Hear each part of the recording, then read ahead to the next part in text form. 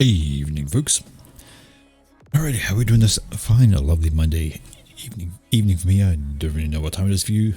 Morning, night, whatever. We all live in different time zones, that's just how the world works. But how are we doing anyway?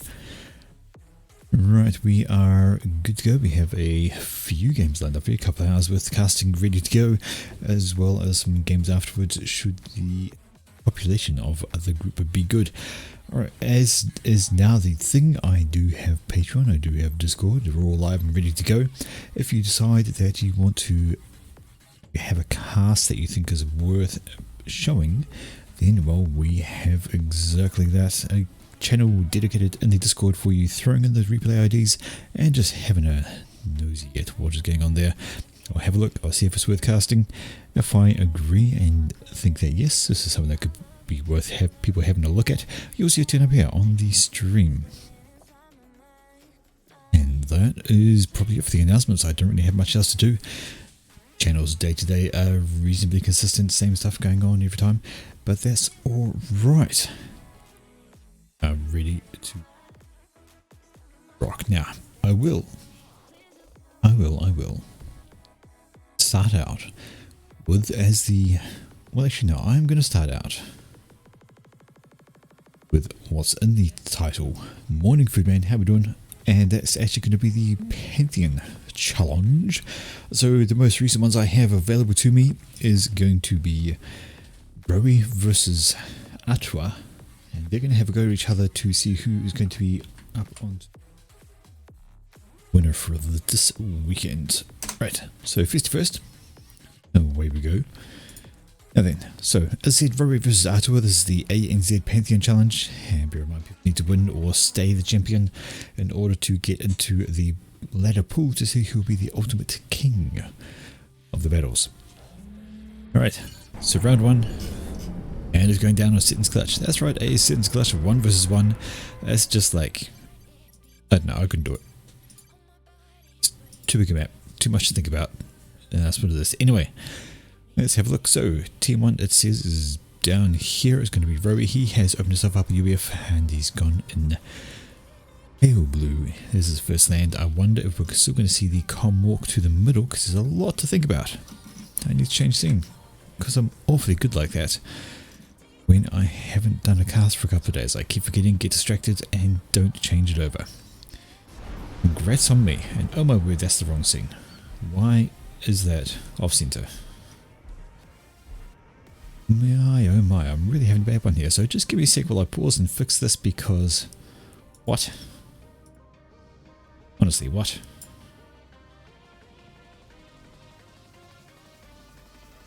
Did I screw up that badly? Oh, I know, I chose the wrong scene. Ha ha ha. Alright, never mind. Right, back to normal. There we go. It's something I've been meaning to change for a while. I've had a couple of scenes and some of them look good and some of them do not. Yeah. But anyway, this is how it is. We're good to go. And we'll rock back into it. Right, so Sitton's Clutch, as we all know, there's that lovely amount of mass in the middle that people want to grab. Approximately 13,000k worth of reclaim ready to go. And if you don't go and grab it first, you could miss out. And up here we see that Atwa is actually going for it. So he has doing traditional set and start with Commander, which is to throw down a factory and instantly go wandering. So the downside to this is the build power. By sitting there, he's popping out engineers to take care of that first. Down here, Rowie just going that a little bit later. Going to get the factory down, going to get his build power ready to go, and going to be a little bit stronger, because in all honesty, you're going to need quite a bit done to make good use of this reclaim when you're by yourself. You're going to scoop it up and you're going to be reclaiming, but what are you going to put it in? Well, you could put it into mass extractors. Definitely going to need the power, so he's not doing an awful lot here. But is it going to pay off? Therein lies the question with ye olde Sitton's 1 versus 1. Now, of course, you know in the team games you definitely want to go for the middle with your comms straight away, because any overflow is going to get your teammates and they will very much appreciate you doing that for you. But when it comes to this, if you overflow, you're going to lose a lot. Nothing to be done. Alright, and so now we see Rowie having got himself a bit more of an established base. He's got himself a few more engineers out, and Eco, he can start putting out some more units as well. So there we go, got some mech marines ready to wander on over. And here we see Atua coming along with his comm, all by his lonesome, and Rowie could pick up on the comm being there with the Snoop and send these units around the edge and come back here to start doing some damage to this lot.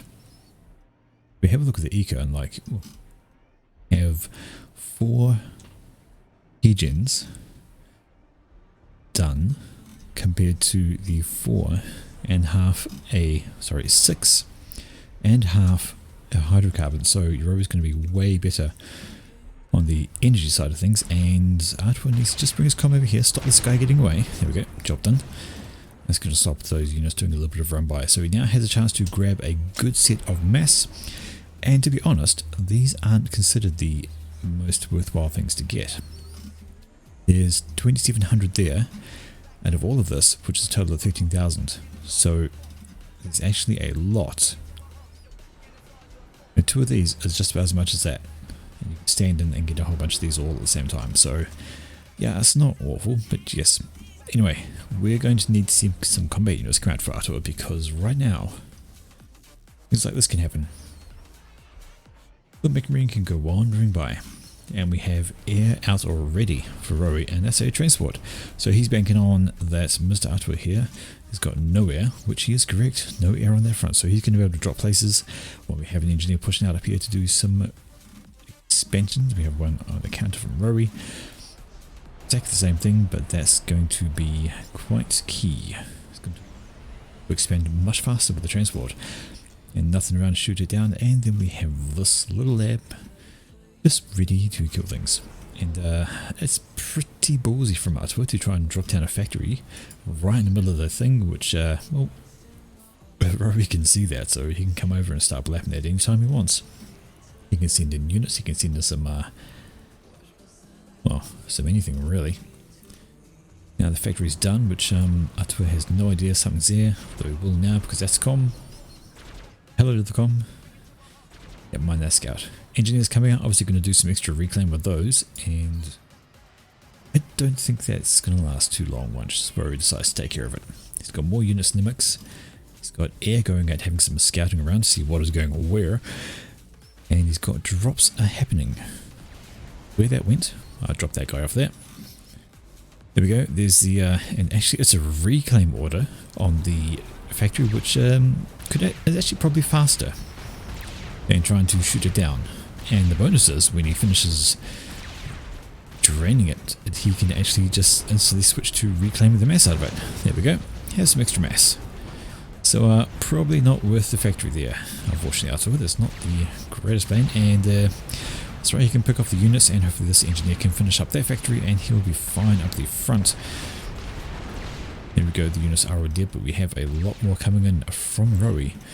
He's got the extra build power in his base. You see here he's got 4 factories going and an air factory up there. Compare that back over here, we have 1 land factory and 1 air factory for Atua. So that's not a good feel. We have a bomber out, maybe can come down and assist. We do have got anti-air, which is not going to help the cause. Atua is continuing to do that reclaim. We have a striker that's not going to, oh, might actually. Gets a bit of extra help from the commander, so that's all well and good. And it's all happening in the mid right now, but right here it's looking like a bit of an issue. Right, bomber out to take away radar, take away intel, not a bad call. It's a nice easy target, dies pretty quickly. Transport is going out for the side island, and we can see that Rowie's actually got 2 transports out now. He's dropped all the main spots for making more, and is popping out factories first, so that even if the engineer dies from a stray bomber, he'll be able to just rebuild pretty quickly. Back in the middle, that factory is done for Atua, and just have a look. Despite him pulling up the front there, how's the reclaim values? In actuality, it didn't really help him that much. So he's behind on eco, he's behind on reclaim, he's behind on build power. He's starting to catch up on that, got more factories coming out here, and he does have T2 mixers which are getting ring be checked down into Rowie's base. And we have all paused mixers, but what he's got, more expansion. See here, we mentioned that whole thing about protecting the engineer. You know, this is the factory out that's going to take ages to knock down, and it is going to take a while, but there are a couple of interceptors here for Rory. He could send those down if he's listening to this happening. If he got the bomber back here, though, could have stopped that guy. That would have been a bonus. As those, he's going to have to try and slowly bomb this factory down while engineers are pouring out of it. But we shall see how that goes. Drops over here, drops over here. That's going to be a problem. Sneak little drop from Rory out the top here. Just wants to throw down the factory. Going to start spamming some ground units. Is going to be an issue for this poor engineer. Don't think he's going to be able to hold on to that spot. Lab is on his way around as well. Up the mid we see Ashwa's doing, well, he's doing nothing with this gun. Could be reclaiming. There's stuff to reclaim still. Could very much be reclaiming. Attention must be elsewhere. That is okay. Picking up here, this bomber is hunting. Decides to let that factory live. And is going to go hunt something else to kill. And fair enough. Right, Lab is on his way to somewhere. Bit of a wee walkie scouty thing, not really doing a heck of a lot. In the middle here we have a bit of common action, and units are building up behind Rory, so Artwa needs to be a little careful. Can't afford to stand around for too long just taking fire. These guys move up. He could cause some issues. He doesn't have a lot to fall back on. This PD is almost done, and yeah, he's going to want to get that up pretty quickly. It should be up in time, and I see 1, 2, just a couple of Vardis in the mix, so they'll probably focus on the commander. This should be okay. The point defense will start opening up, and it'll cause these guys to fall back. There's no drama there. It should be a hold. Fighters, interceptors finally come out to look at killing a bomber who's sitting here going, no, I'll just chill on the ground. I'm okay. I'll wait here. Fight over that, but it's minimal numbers at this stage. It's not going to make much of a difference. But down here, this here, somewhat of the problem. Now Rory actually has radar as well, so you can see that these guys are going to wander on up, and they're going to start raining misery down on this expansion over here. Up go the shells, and their health just disappears.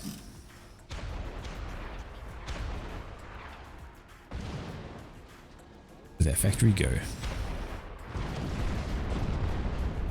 Expansion denied. Banded Rory. Alright, down here we see Artwa has, well, he hasn't done anything with his comm just yet, still just standing there chilling. Needs to kind of keep it around to keep this little army in check. Checking up here, we still have T1 air. Do we have a T2 shift? Well, we don't. There's still T1 lands, still T1 no upgrades going on. Check for T2 shift down here for Rory.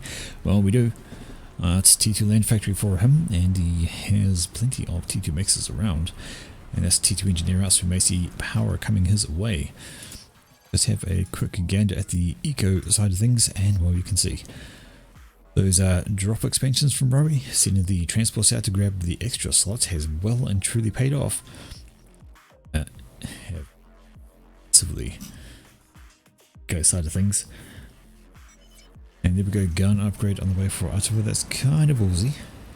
I would say kind of ballsy, but he's got to do something to try and help stem this tide because he is behind.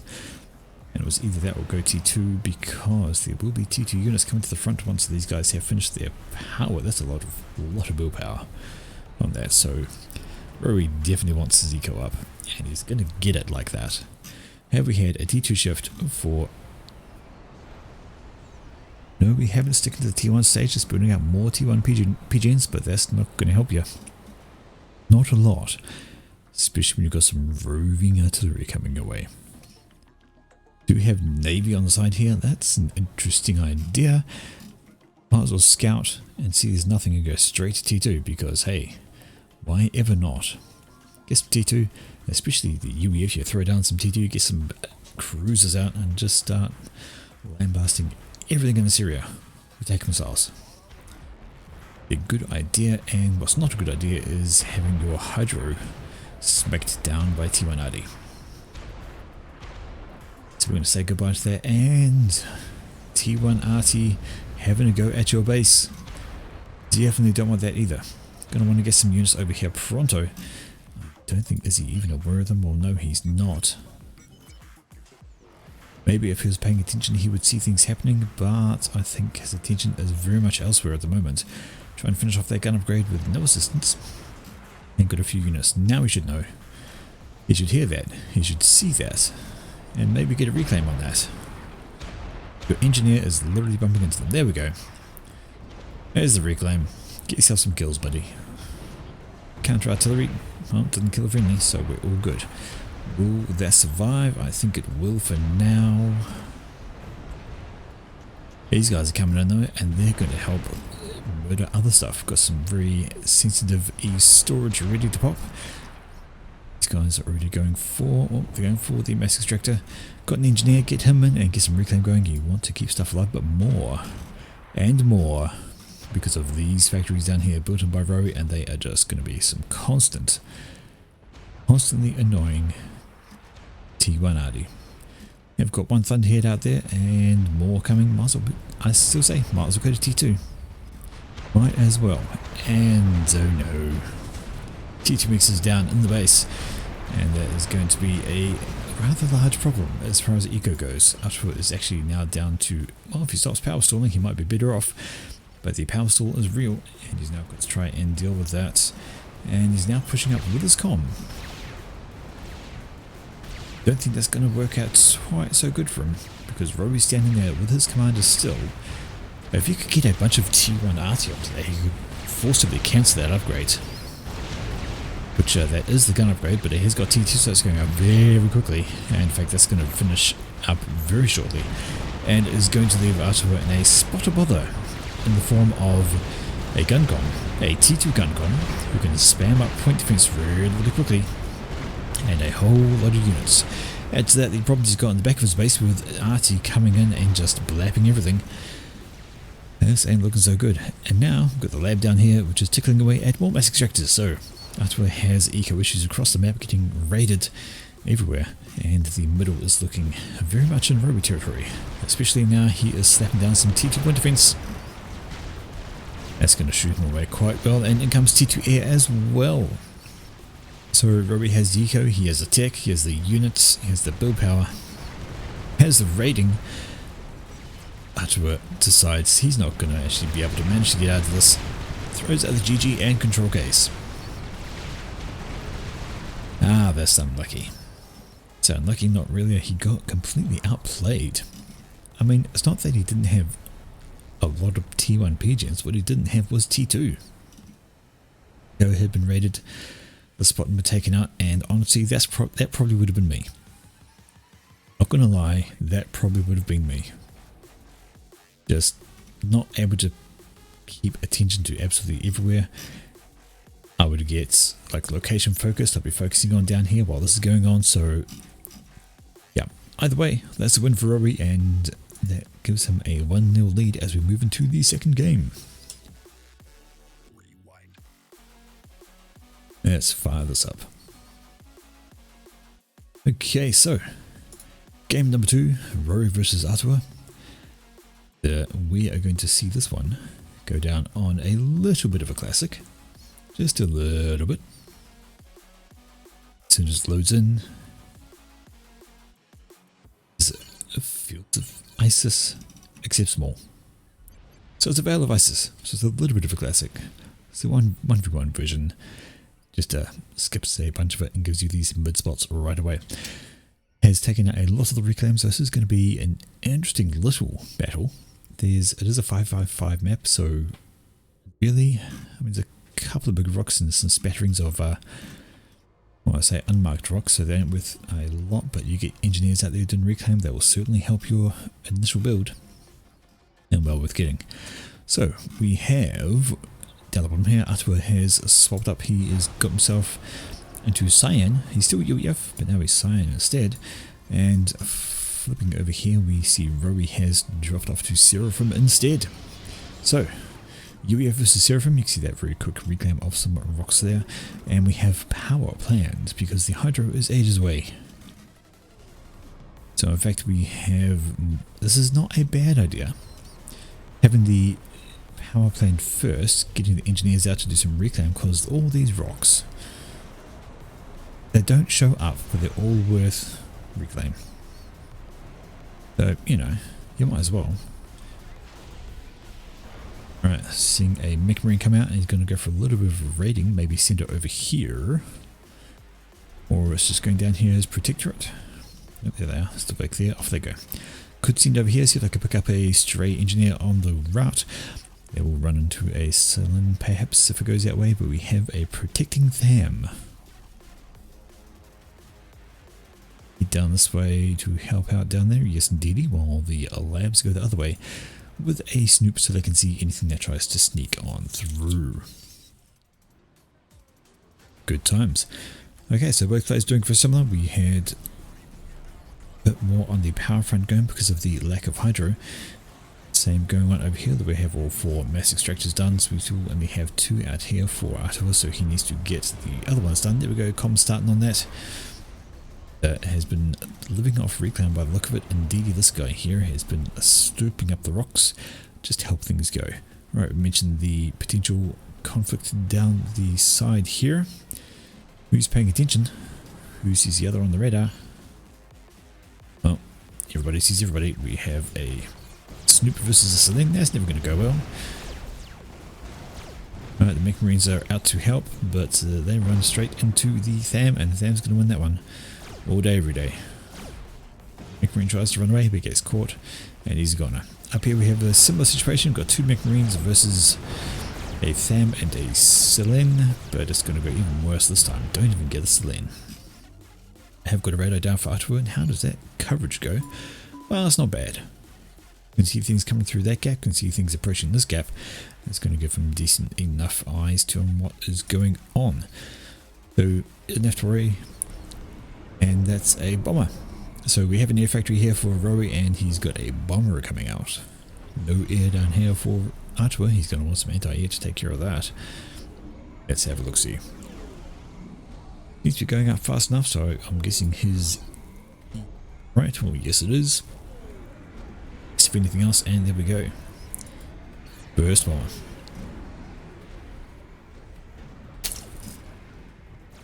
And where's he going to send that?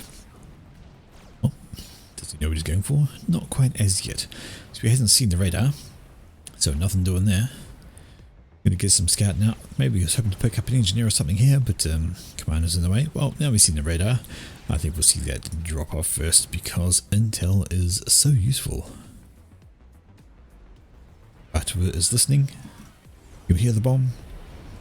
He realizes a radar has been smushed and will get some AA out. But he doesn't, and that's looking like a good bomb. 3 engineers. And a pigeon. Damaged. Bomb circles around, is going to go for another target. Do we have some more engineers? Do we have some more power generators? Well, no, he's going to go for that guy. And he gets him. Still hunting around, and there we go, there's an archer. So AA is coming out and is going to pop out the wrong side. And now we should see the bomber decide to vacate the vicinity. But on the flip side, we have had a striker get up this way, and he's going to knock out that engineer, but is also going to run into the commander, so he's not going to get much more done. This band down here was stopping any kind of expansion. So looking not so bad on that front. We have got a radar here. These guys could go for a wander straight up and take care of that. Commander up here trying to build some mixes as a Tham comes along. And, well, we know how this long dance goes. Tham runs away, because it can't take on a commander. But it actually gets away, and is going to make it down here to an unprotected engineer. Unlucky. Will the striker make it through? Well, it's made it so far. Looks like it is most likely going to pick off this radar here and an engineer. Hey, why not? Good job, buddy. Up here we have more bombers coming out, and that's another engineer going down after a little bit of reclaim. Tham is in the region, is going to start working away on the hydro as more engineers roll in, and these guys are not in for a good time. Another engineer here trying to rebuild that radar, not going to get it done. So close, just so far. Alright, that bomber is being a real pain. It is now up to 7 kills, keeping out of range of the archer, and it's going to pick up another 2 engineers right here. There they go. That's now a 2-star. Bomber with 9 kills. Can it make double digits? Well, apparently. I'm guessing it can, because there's not a lot to stop it right now. The only anti-air is up here where the bomber is not. There's another bomb coming out, and that's a large group of engineers. If it goes for those, it could get another 3 or 4 out of that, depending on where it drops it. But you're going to want some more anti-air because there's more bombers just coming in. You don't have an air factory, you're going to want AA. There we go, there's the bomb. Smush. Oh, that's the other bomber. Where's that one gone? There it is. Doesn't drop a bomb off. Gets a wonky turn. Doesn't actually drop a bomb. Oh, it's going for these guys over here. Here's one more kill. Double digits, 10 kills, 3 rank vet. But up here we see Atwa has pushed up with his comm. Want to hold this line and just attack us some units. He'll be fine. There's not enough there to worry him, and he has a backup group coming in as well. But down the side we see we have Rowie. He's walking in with his commander. No support, but he's walking into units one by one. He'll be fine with that as long as there ain't too many reinforcements coming out, and he does have bombers in the air to help assist. And there we go, have Artur walking his comm forward, so this could be a problem for Rowie should this push succeed. We do have the anti-air around, which is going to help take care of the bomber problem. If that goes up though, that could be quite the critical item. Right, Artur is committing to the push. No, he drops back. That's going to let that point defense finish. In fact, we'll see more engineers coming out to help because they need that to help stop this. You can add down here far more units. But if Artur could start pushing these guys actually, if he's looking at his radar, he'll see there's commander is wandering away to join the fight up here, so he really wants to move these guys in right now. And start raiding at the back, which is exactly what he's doing. And Artur just needs to be a little careful. Doesn't want to get caught out. He has got units with his con, but he doesn't want to walk into this. So that would be a very, very silly idea. And walk into that he does. Anytime now? No, very close. But there it is. Stay away. Rowie's comm is walking up on the front as well, so he's wanting to push on this edge. What have we got? Anything tech related? No, we just have a lot more bombers. So more bombers coming in from Rowie whilst Artur commits to the ground game, although he has got an air factory there and is getting out a couple of interceptors. And these guys now going to have some fun just destroying a little bit more eco, killing off some mass extractors, killing off the hydro. Bomb comes over, drops off a bomb, gets a couple of kills. That's that high ranking one. But if it stays around, it's going to run into some anti-air, and that might be the end of his days. There we go. Hero bomber, 15 kills, but he is now gone. Gun upgrade for Rowie. That's going to be a game changer should it finish. Should it finish, that would be a massive game changer. He's got the eco to run it. Sorry, I'll look at him. Not really. He's kind of a bit low on everything. He's pausing on and off trying to get it done, but it's going to make the difference, and Artur has no idea it's happening. Well, he should get something overhead so he can see it. Right now, that's going to be a key thing to try and stop. Should Rowie get the gun upgrade done, it's going to cause issues. He's way behind on eco. He's got half the mass. The worst kill death ratio.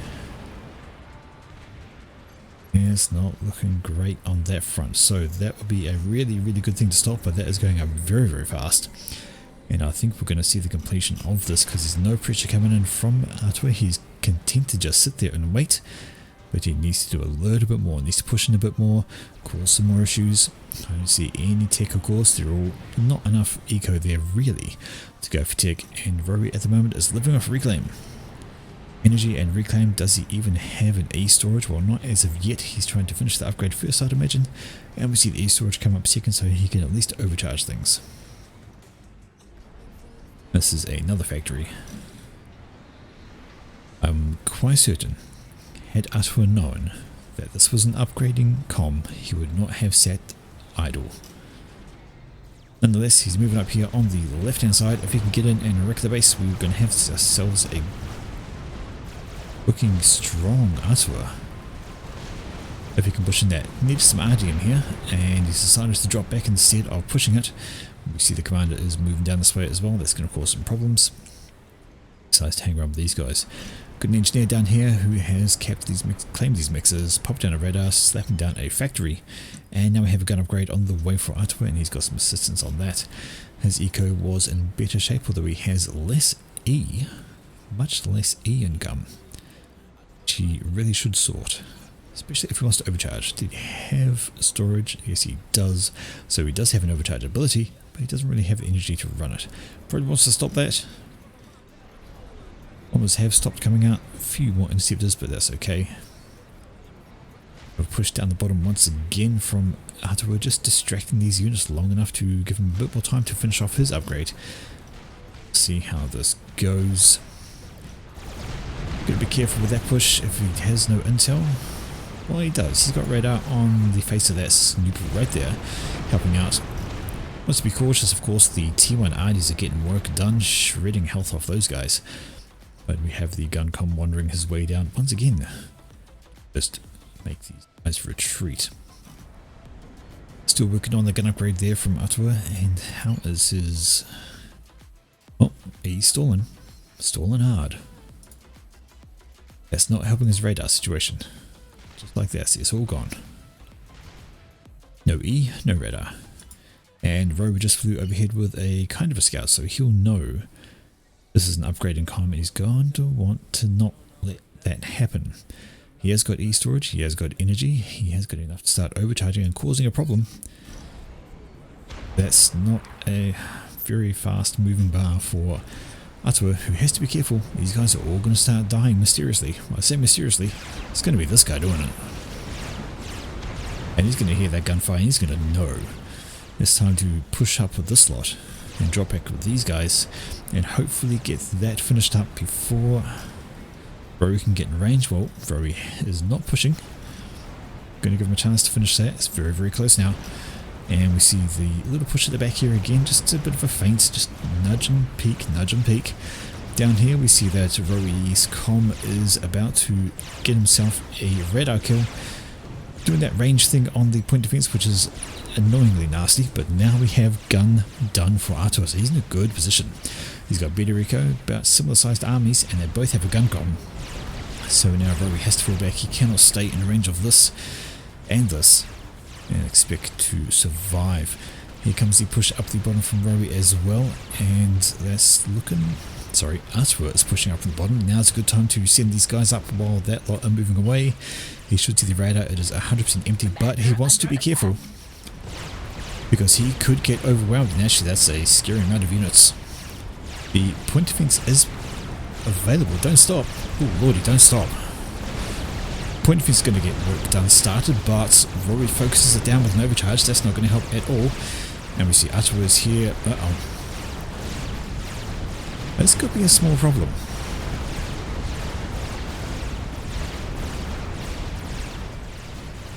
This could be a small problem, might be a mistake. Atua is here surrounded by enemy units. He's trying to kill them off, but he's going down really fast actually. Oh no. He was in such a strong position. Just gets caught out. Just gets caught out by what has to be a very well-timed push from Rory, who'd actually grabbed T2 at some point.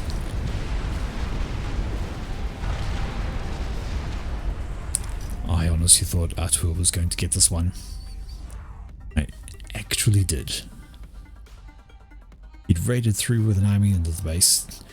Rory had no eco left, but just over here just didn't quite have enough units to help support his commander. Did get taken out by Rory's comm and the surrounding SAMs. Highly unfortunate. He played everything else well up until that point. Very unfortunate, but the results speak for themselves. Rory takes out the round 2-0. And of course it's best of 3, so we do not play the third round after that. That's it. Game done. Champion Rory gives himself onto the winner's table.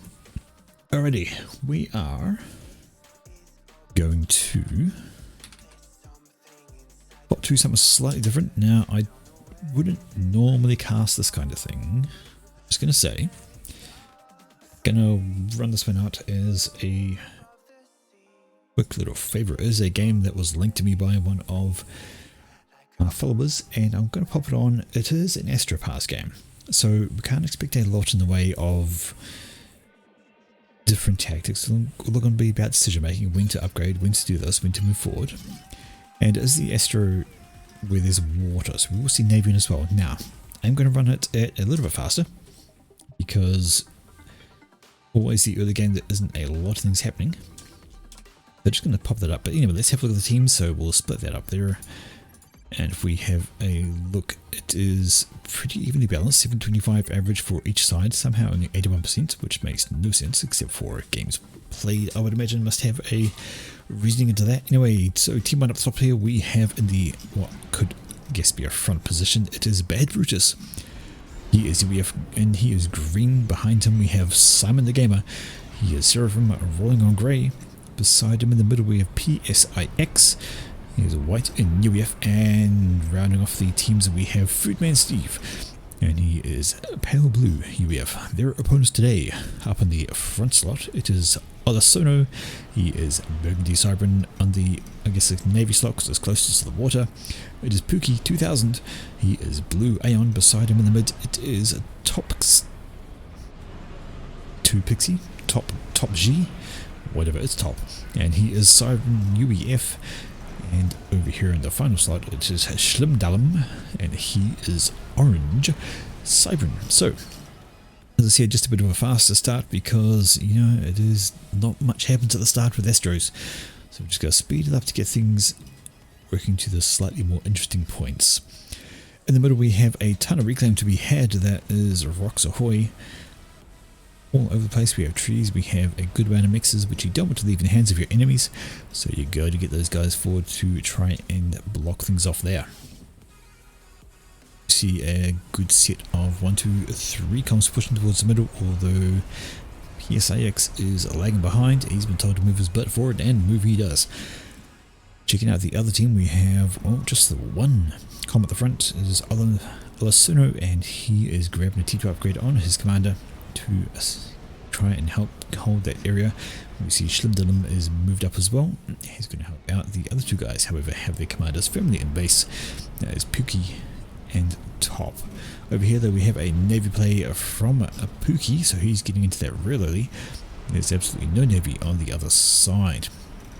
That T2 upgrade is going. It's getting there. Early games, T2 wouldn't be a bad choice. Throw down some point defense with a bit of radar, and you'll be able to help hold this area from T1 spam, and maybe show off some encroaching enemy commanders. Up here looks like there was a factory planned for Simon. He's changed his mind, grabbing the rocks instead, then he's going to grab the factory. Down here we have Bad Brutus putting up his own, and Foodman is going for some reclaim, I think. Going to blap a few of these Mantis, and that is the first kill of the game. A Mantis to a Commander. First little bit of combat, and see 4.5 minutes until something happened. So that's why we do a little bit of a faster run on these kinds of games at the start and see how things are going. Looks like we have the Naval Factory out for Pookie, and he's popped off a sub. Is he going to go say hello over here because we have Foodman getting into the Navy game as well. That is his first factory, second one planned. And that's a frigate. Well, frigates can't do much against a sub. Anyway, in the middle, we have had some mixes built. We have a point defense going up. That point defense is going to verse a T2 point defense. That ain't going to help. Okay, just drop this back a little bit. See, this is going to finish any moment, and we're going to see... Well, let's go this way first. Going to shoot at some of the T190. Down here we have that, which didn't even get finished. Yeah. Tickle fest. Run away now. Bad Brutus, not a good place to leave you gone. There we go. So there we go. So Cerberus terrorists in the mid are just going to gradually move on forward to claim more and more space. And this one now covers all of the mass extractors. There's no getting past them on land. Be a creep. And it's going to be something to try and sort. That's a bold place to start your T2 without any assistance. Because, yeah. As the point defense just keep going further and further, you're going to be in range. And you're going to be in range of that one too. And you don't want to be in range of that when it goes up. Because it will just, especially on an upgrade, it'll just sit there. Slowly dying. It's going to be wasted echo once all of this is gone. The PD is down and trying to do its best, but it is... now being repaired, and you can't out repair that with a single NG. And hello, up goes this one. And now we have a comm in trouble. Will he stick to the upgrade? Well, if he's going to stick to the upgrade, he's going to want some assistance to try and get help. Else he's going to have some issues. And indeed we have T1 Arty dropping shells over too. That's not going to assist, but here we have a bit of T2 point defense and defense.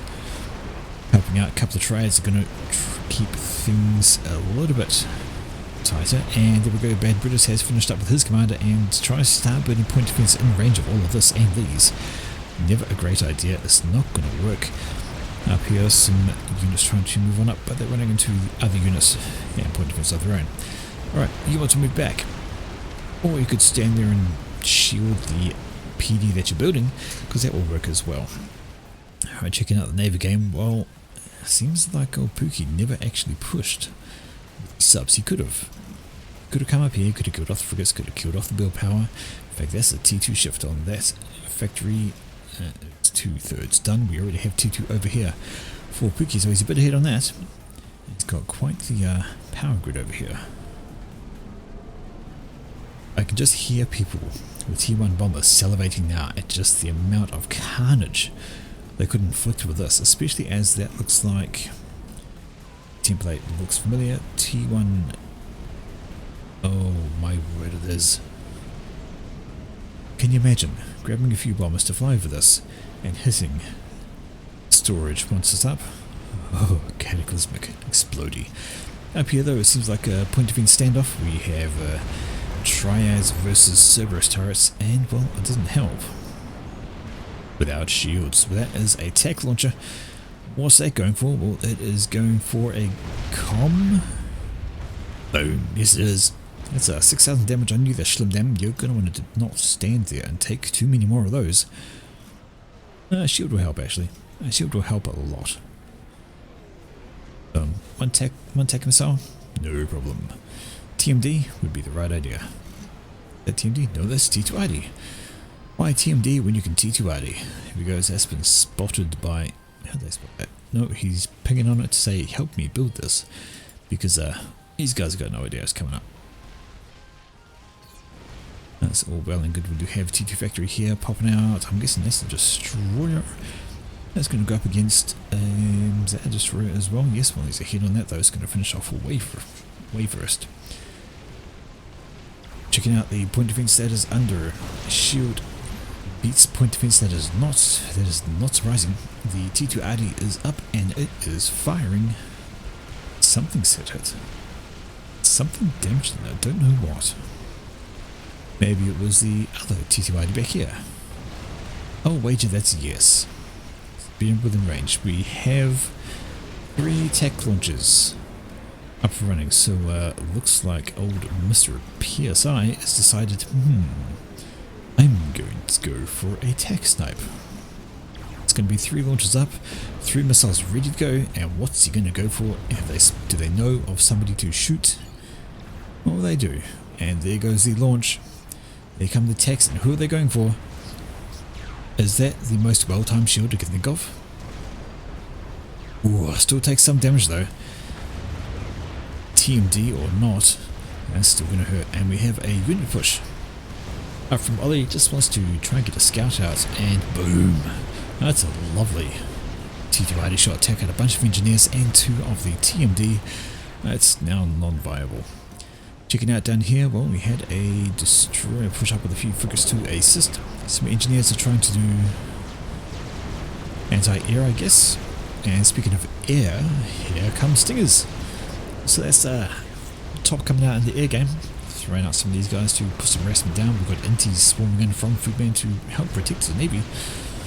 Gonna need it, but these guys are all going to get off. The T2 sonar survives with 1% of its health. 10 hit points out of 1,000. I take that back. It doesn't survive. It's gone. Alright, that destroyer's having fun though. It has absolutely blapped down a bunch of frigates. The issue is not the frigates that's facing it though. It is the other destroyer.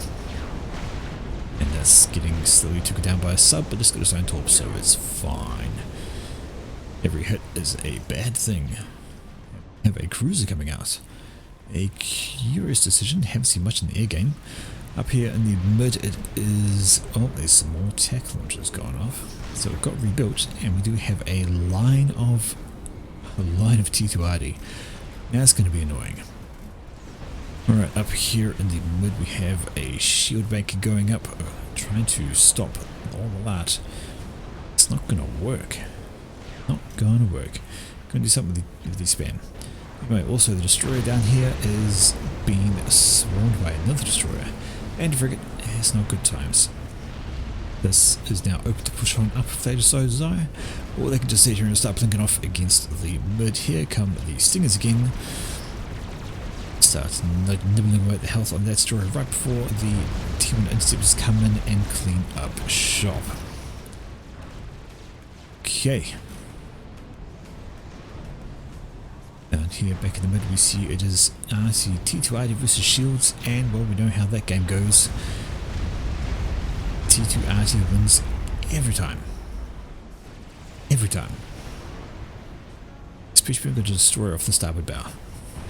Up and blow shit up. So these guys are having to fall back, they cannot attend that situation, keep that spot, and what is the range on these? Well, that's quite a bit. They're going to drop all the way back. So range for Bruce's, hers are at the front, all the way back. Well, so that's not great. Oh, hello. Caught by an ID shell. I just saw that. Just before he exploded, I saw the shell come in, and that was a connection. And he is gone. End of the game, straight T2RD. He's a dead man. That was a T2 HQ as well. HQ in the front, dead. No more T2 for you, good sir. And we've just got this one, which he should upgrade straight away. And we see the cannibalization of your friendly base starting already. All the engineers coming over, and over here we have, oh, that's another destroyer versus 2 and frigates. Still popping the subs out of here and trying to put down a torpedo launcher in the range of enemies. Doesn't usually go down that well. Destroyer here is going to be not long for this wood. In fact, it is gone, burger. And now we have destroyers in the bay with HQ right there. Having issues. Might be able to be assisted from, well, air. We now have T2 fighter bombers, and they're doing a nice little bombing run on these guys. Going to make them fall back because while there are interceptors in the region, whoever gets a better turn here is going to do well for themselves. And speaking of better turns, it appears, are they bouncing off the... Here they are. Those are some very, very high cliffs. Right, back to mid though, we see these guys have held themselves quite well, but now we have subs coming out, and T2 subs will be mostly an annoyance, but they should be okay. And now we're getting a PD creep from Team 1. They are starting to move their way forwards. And there's more T2 air. What's that all going for? There's a fair few of them. No, they've circled back in. They've decided not to go for what they're going, but they could try and snipe off Simon, who was sitting out front without any shields. That's a T2 pigeon. Curious choice. Oh, looks like the air is trying to shuffle off the Navy. Not the greatest use of T2 air. Janus don't do so well on water. Fire doesn't burn that well. I take that back. Fire burns like on water. Napalm a day. Subs are pushed out from Pookie, so he's just trying to shoo these guys away a little bit. And while he may think he's okay, destroyers do have torps, so they can't get too close. And now we have a shield boat, so it's going to make life even worse. So right here we're seeing a hold from Team 1 in the mid. They own all the mixers, they own all the reclaim. The Navy's pushed up okay. That's looking a bit difficult. The sub hunters are right in the mix of it, and up here we see the Janus are flying into flak. Back in the shield, never a great idea. Although we are getting a considerable build-up of them. Is there anybody else they could take out sitting outside of the base? Well, Foodman is under shield, so is PSI. The Simon is under shield with some flak. And T2PD, so he's in a stable position as well. We see we have cruisers coming out from Foodman, so those governors with those really annoying long-range missiles. And is this an air sniper attempt? I don't know if you've got enough. Nope, they're going for the engineers. Okay. So level the burning. Burn, baby, burn. Alright, Foodman's asking for energy. He's trying to get his T2 upgrade finished. There we go. He's happy done. Bad Brutus has T3 done, so he can actually start popping out Ravages if he so desired. I don't know where his comm is. Must have retreated back here. There he is. Yep. So all good. He's now starting to work on his eco as well. But things are not looking the greatest at the moment. We have... What's happened to the Navy? Well, that's a T3 Navy shift. That's why there's not much happened in the Navy. Because it looks like Pukey has decided to not bother with T2 anymore and go straight for T3. He reckons he's got enough to stand off with a few subs, and I would disagree. I reckon if Foodman pushed him with these destroyers under the shield, that their torpedoes would probably do for these subs. But anyway, those TAC missiles are coming in. That's a monkey. You're going to want some TMD, sir, before your mass extractors die from TAC rage. And TAC missiles being TAC missiles, extra shots come in and they start taking out the reclaim as well. So hey, you're going to want to stop that.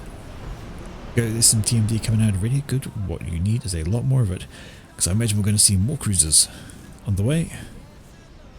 Yeah, more cruisers are on the way. We see it is T3 shift up here for Simon. Gotta be cautious though. How fast is that monkey going up? Well, that monkey's going up not too shabby.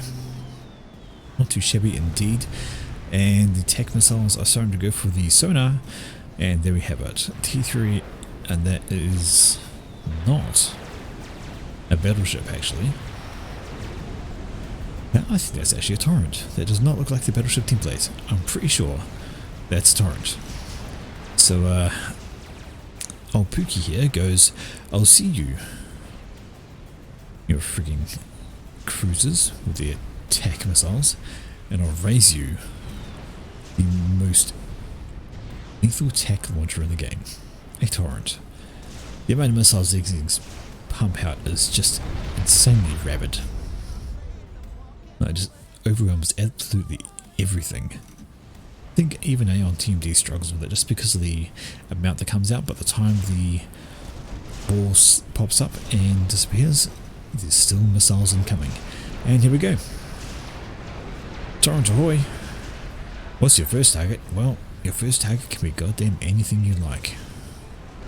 Looks like he's going straight into this way though.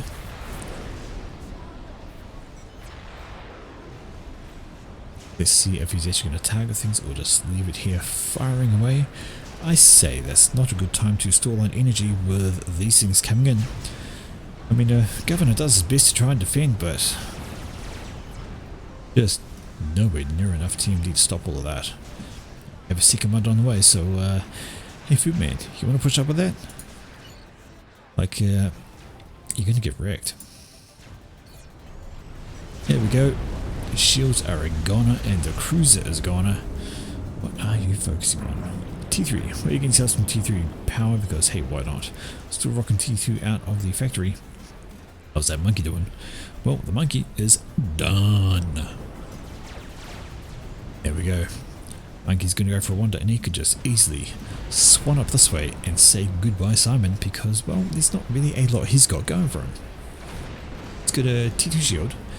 He's got a few T2 PD around, but that ain't enough to stop one of those, and especially TAC missiles start coming in and take out your shields. And here we go, there's finally a push up here from Foodman. He's kind of recognised that, yeah, you know, maybe he should do something about that. In come the destroyers, they just really need to push on through and try and get him, but now they've also got a monkey to deal with, just in time you could say. Destroyers there. These would normally be enough to take out torrents. They aren't terribly tough and they don't have a lot to face, but a monkey shoot away absolutely everything from that. And you should be running like a bitch. You should have been gone. There's no way you can spam up enough PD. Oh, yeah, no. I don't think it's going to work. T1 PD is what you need. I haven't said that's a lot of damage, but your comm is still right there on the front. See you later.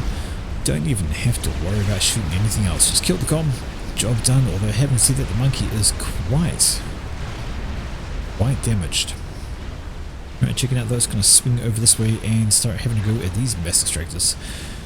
There's a 2-rank monkey now with a good amount of regen going on, and off we go. We have some Percivals coming in. Those will do nicely. Navy will do nicely, and I think the monkey's going to start struggling a little bit. Hasn't got the range to take care of those, and a fat boy will definitely stop monkeys that are down in the red. If the monkey gets in with the monkey surprise and the fat boy doesn't see it coming, it usually wins out. But if the fat boy can keep the monkey at range and there is Omni, there will be no issues whatsoever. Again, a navy push up from Foodman, but the monkey comes over, says hello, shoots them away. We now have 3 turrets down here. That's a lot of firepower, and there ain't much to stop them over here. Got ourselves a 3 TMD. 3 TMD versus 3 turrets. That ain't happening, dude. Right, monkey's over here having to go at the navy, but the navy's going to have a go back. And we have a fat boy about to creep into range, and here we go. I think that monkey's stuck as well. I think we're going to see death of the monkey. Stuck on that spot, not going anywhere. Monkey's going to have a go at navy, clean out a bunch of them, because why not? But the shells rain in from the fat boy. And stuck monkey is dead monkey. See you later. Bob to bob. But that's not really so much of an issue as it is when you have a bunch of turrets. That is now 4 turrets out, lobbing their shells ahoy, and yeah, you cannot. The amount of TMD you need to survive that is just ridiculous. Do have those subs out here being a shielding screen. This turret is stuck a little bit too close to the front. Doesn't want to sit there, wants to move back a bit. Maybe let one of the guys pop out to give some cover, and just look at this.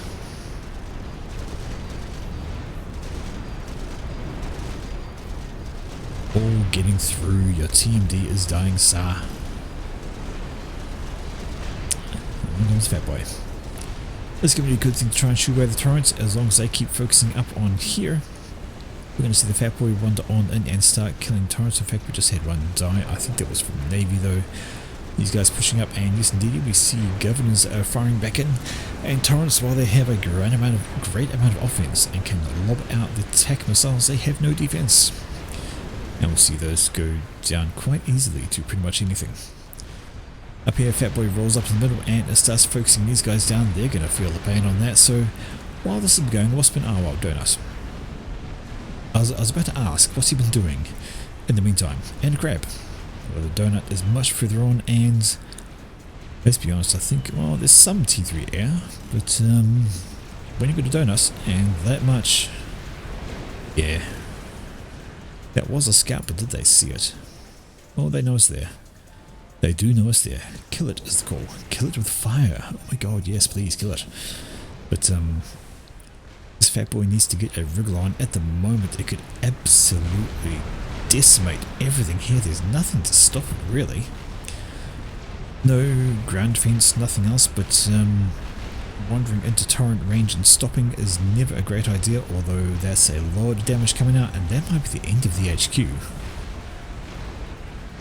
The torrent missile is going to reach them in time. Well, Fat Boy tries to back off. His shield is down, but it's going to take a plink, plunk, clunk. Takes a bit of damage, but it will be fine. We see Percivals wandering in from PSI, and nothing to stop those either. So the ground defense here is very, very light, although we are about to see the emergence of a Tsar.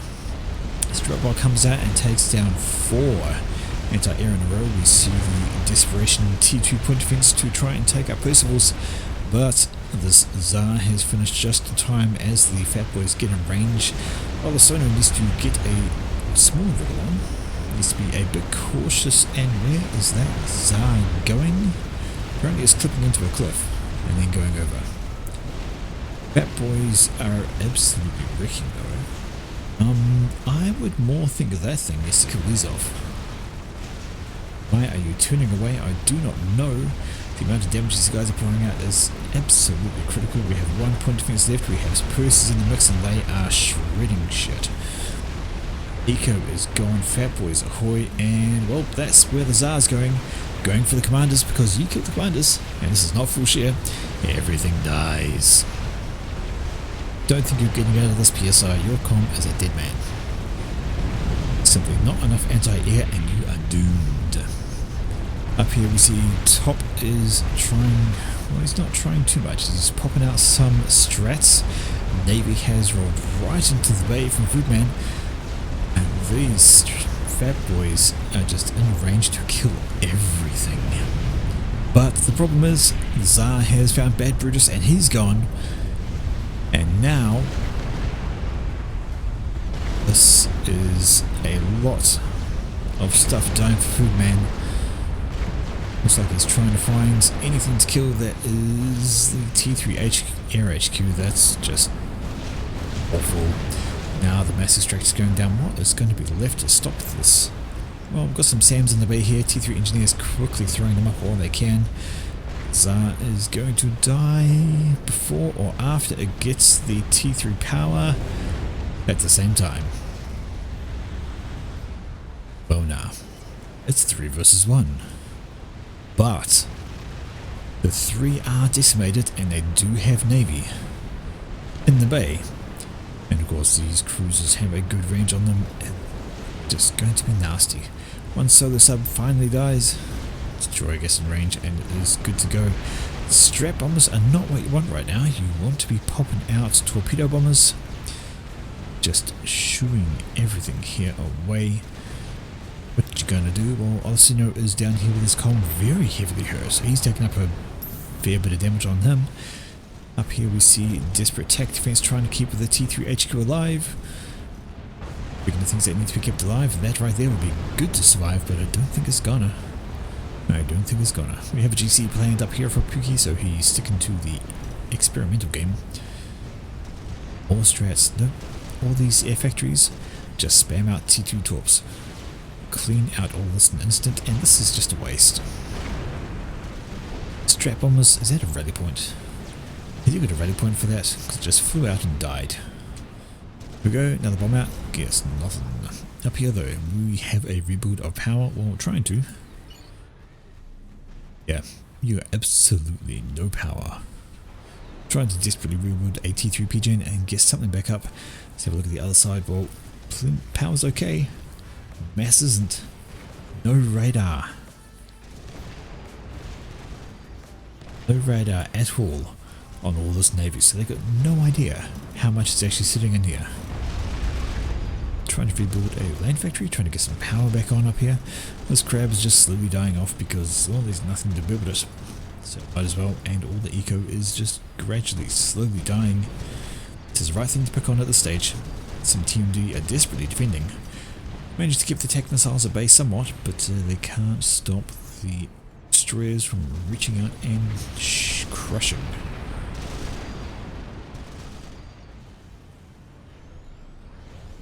A little bit quiet, just a little bit quiet.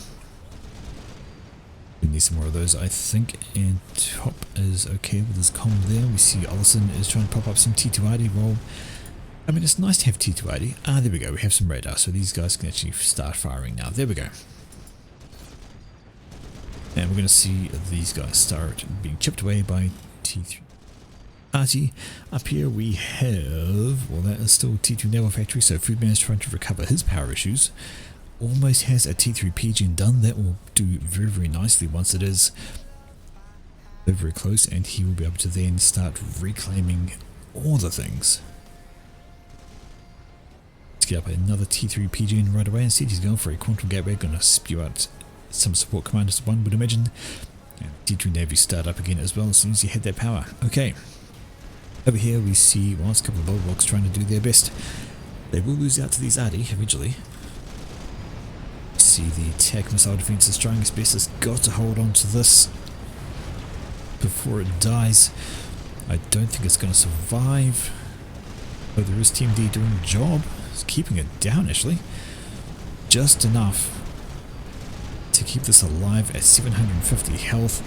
so very, very close. And of course all these guys are starting to die from the T2ID, so that is going to assist as well. We see the shield, one of the shield boats is down, the other one's just about dead, and the shells are landing. Is she going to bomb something? There we go. Throw a bomb out. I didn't see the bomb land.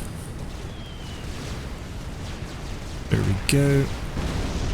Okay, it's hitting the water, not getting a lot done, but the T2ID is getting the work done instead, and we are seeing the gradual decline of the numbers of ships in there, despite more getting built. Nope, that paused. I'm going to change that. But still, pumping out air is top. So he's kept in the air game, he's popping up some strats up there. The cruisers have thinned out, and this fusion reactor survives. And now the Navy pulls away to leave all of that. 144,000 reclaim in this area, 140 odd, waiting for these guys to pick it up, and one last salvo comes out from the arties.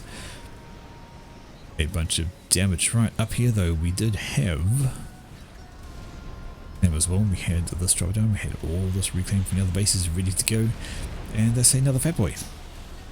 So how's your power issues? Have you sorted those out? Well, you have. You're going to want more though. Absolutely 100% going to want more power. Have built a second T3 pigeon, another one to go miss. We see that is support Rascoms, which have their own power. They can hide underwater and be well and good. T3 coming up on the com. This goes a little bit quiet while people try to recover. That's an engineer. Just happily up there reclaiming away. Slipping up the mess before shells land on him. Oh, they can't hurt. Come on, it's just one single little wee engineer. Get your shots on. Some was at overkill, I'd say. Oh my gosh. There we go, splat. Alright, commander has been identified. So right there, the single best move to do right now is none of this, none of that, but all of that. That's exactly it. Start getting out these guys. And why are you having struggles? You have no mass. Minus 600 mass. What are you building? Oh my word. Stop this. Reclaim this. Reclaim this. Get out more of those at a faster rate. And kill that guy who's decided, I've been scouted, I'm getting out of the water. Not a bad plan. Get out of the water. Looks like we've got a shield, some anti-air, some Ravagers, and a bunch of T2ID. So that might not be the worst idea, although I would be moving... Oh, you don't have a shield boat. I was going to say move a shield boat nice and close and give a bit of coverage, but you got nothing. Ain't got any shield boats. We do have T3 Navy. So that's a battleship, and that is going to cause problems. 100% that's going to cause some problems starting teleporter. Oh, that's a bold move. Although, it's not a bad move. Because stopping to think about it, you've got one commander, you can take him out, you're going to win the game. Single cruiser comes up and tries to be annoying, but there's plenty of TMD this time around to stop it. Ain't going to get much done, and if you wander into the range of these T2IDs, you're going to have a bad time. And we see here the reclaim going on for that. Is exactly what you should be doing. Stopping the reclaim. Alright, the fat boy is finished and is on the roll. So, despite dropping down to 3 versus the 1 has got himself back up online with better eco. Let's have a look overall. It's fairly even in totals, though Team 2 has better power. And it looks like the reclaim is what's keeping things afloat. That was all about the reclaim at the moment. Got some more engineers down here doing exactly that. Now there was... yeah, there is. So he's actually stuck with that... what the hell? Colossus. It's right in front of me. I was trying to think of the name. It was sitting there right in front of me. Down the bottom left. That's a Colossus.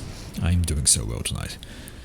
Alright, more TMD is going up because right now they can't afford to lose some of this building T3 mass extractors. Well, I guess there's a place for that. Build them straight off the bat. But up here is where the problem is. The attack missiles aren't getting through. And we're going to see the demise of all of that. If they do not get shooed away prompt haste, well, a GC would help. However, there's a Fat Boy rolling in, and is that power stall? How are you power stalling? Because you're doing a terrible job of your eco management. Absolutely terrible. What are you building? Yeah, stop that. Yeah, that's right. Stop that. Terrible idea. Alright, and the Fat Boy starts opening up on what I can see, which is engineers. We have techs coming in. Yeah, these guys are completely useful. Totally a great spot. Sorry, I know these guys are low ranking, but still amuses me. For those who don't actually realise, the Aeon TMD has very short range. These guys do better up here, where they would actually stop missiles coming in and might have helped save the mass extractors. Anyway, Fat Boy is just inching that much closer and closer. We do have all the torp bombers, and it's time to go find something to kill. Well, you're not going to get a commander because he's out of the water. He saw that coming a mile away, and he's not going to get any issues on there. We have a strat coming over. He's going to get a bomb away, but he's going to die by cruiser. There's so many, and then actually death by SAM launches. How are we going on that laser? Well, that's actually almost done. Don't think it's going to get a lot done though, because that is all the tele mazer defense. Let's just double check the numbers. Just to be safe, 22 T1 PD and some Ravagers, although the Ravagers do take a time to turn around to target. What you're going to want to do is something like strats plus telemaze. So telemaze in to destroy the shield as much as possible, cause some damage, and then send in the strats at the same time. Up here the Colossus is facing the wall like he's been put in time out in the corner. Fat Boy's over here, and yeah, Fat Boy kind of needs to think about running away because the GC is going to wreck his face. However, that's a couple of battleships. Couple of battleships in the mix, and the GC stops. He's got some bad vibes coming this way. If he's going to walk forward, he's going to die. If he falls back, he's going to die. So he's got a choice to make, and he's going to run out of, well, he's still going to run anyway. But it's Omni, so there's everything to see and nothing to worry about. Now the GC's been picked up by the Ravagers as well. So Fat Boy, battleships, Ravagers, yeah, ain't going to crack that nut for it anytime soon. Right up the back, what we've got planned? Well, I'm not seeing much. I think this is going to be their last ditch effort, but it's not going to amount to anything if you can't break properly. A little bit of team play and that would work. Why is it taking so long to finish? I swear. Absolutely swear. There we go. So this teleporter done as well. So that's oh, that's just teleporter. He hasn't actually got the maze yet. He did teleport first. Oh well. Tech launchers might actually work. You got a single shield there. Tech missiles might get through if it wasn't for the TMD on these guys. What are they doing? Nobody knows. Going for the Fat Boy? Going for nothing. Getting thrown away uselessly. Well, shit. Bring these down, control K them, tenement strats, do a dual strike. Telemaze in, strat in, and that is, I was going to say, kind of look like suicide, but get into the ward, you can grab some reclaim. That'll be happy fun times, and destroyers are about the right time for them to push up and do some torpedo damage. There we go. Exactly what they do. When Fat Boy comes to say good day, it's going to be careful. There are some T2RD back here which can cause some issues. Although they can cause issues with the Navy as well, and this guy's getting a reclaim which helps a lot. Strat popping out to drop a bomb and do some damage. That works. Laser is done for Ollie. Now we're going to see the Desperation Telemaze, which is going to go nowhere. Well, he's opting to do another T3 Pigeon, which, well, to be honest, if he's going to teleport, he kind of needs. This ACU down here is going to die eventually to torpedoes from the destroyers. Took a while, but he is gone. Right, here's all that T2 out of here. What's it firing at? Well, the question is, what can they see? Oh, they can see a lot. And also see not enough. That boy is up here and starting to pop things down, but battleships. Battleships from memory, they outrange. There are some.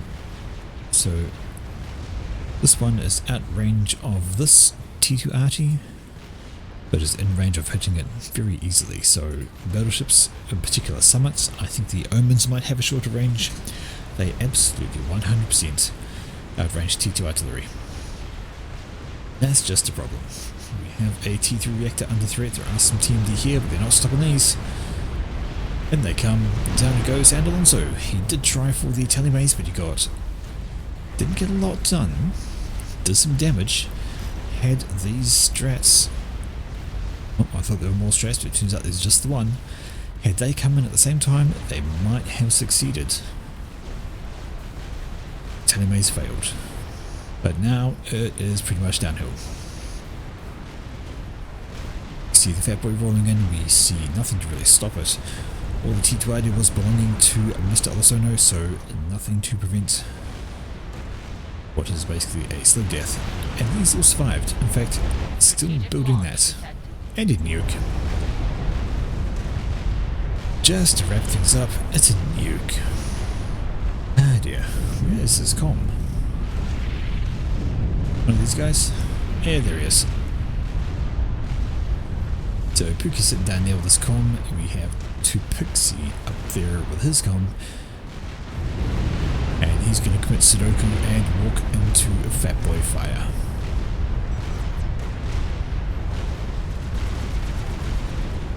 Looks in range, takes shells to the face like a man, and he goes down.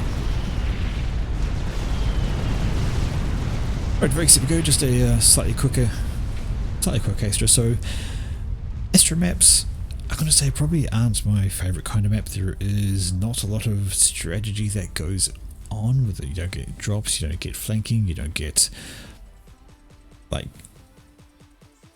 that. It is all very much a case of when you can, upgrading when you can, trying to do territory hold. Is very one-dimensional kind of thing. We had a couple of tactics that came out. The donut that came around and killed bombs is probably a good shout, but in the end, well, you see the sort of game Astro turns out to be. Not awful, but say probably not my favourite types, but still worth a cast every now and then, just because this was a first kill from Team 2, then 3 kills. One person left alive. Had they pulled the right tactics, they might have managed to finish the game off, but they missed an opportunity with the comm in the water. Cover and destroy. So there we go. That's the end of that one. Now then, still like team games. So what we're going to move on to is this one lined up. Next thing, and it is it's another familiar map.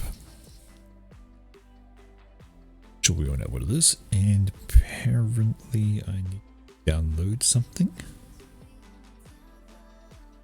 It's weird. Anyway, it shouldn't take too long. Maybe it's a mod, maybe it's a unit change, something. Anyhow, it's all good. Let's run it through fairly quickly. I'll have a quick drink while it does so.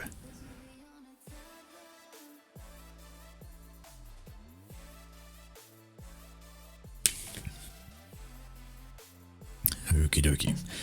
Just about there. So this should be a familiar map for people. What we're looking at is what seems to be becoming a bit of a favourite for people. It may be replacing the old Dual Gap. Then again, it may not, because it does not have enough navy to have the completely changed thing, but it is Adaptive Millennium. I'm going to say I don't mind this map. There is a version I've seen which takes out the ponds and adds in some more land reclaim to be had, so a couple of variations going on. Anyway, that's enough of that. Let's go introduce the teams. So balancing it out, we see we have 1233 versus 1250 in total rating. Pretty even, 93% balance. Ain't bad from the games played either. So this is team 1 at the top apparently, and this is team 2 down the bottom. Let's have a look at the total ratings. See, we have the lowest person is a 700 player by Isakinti.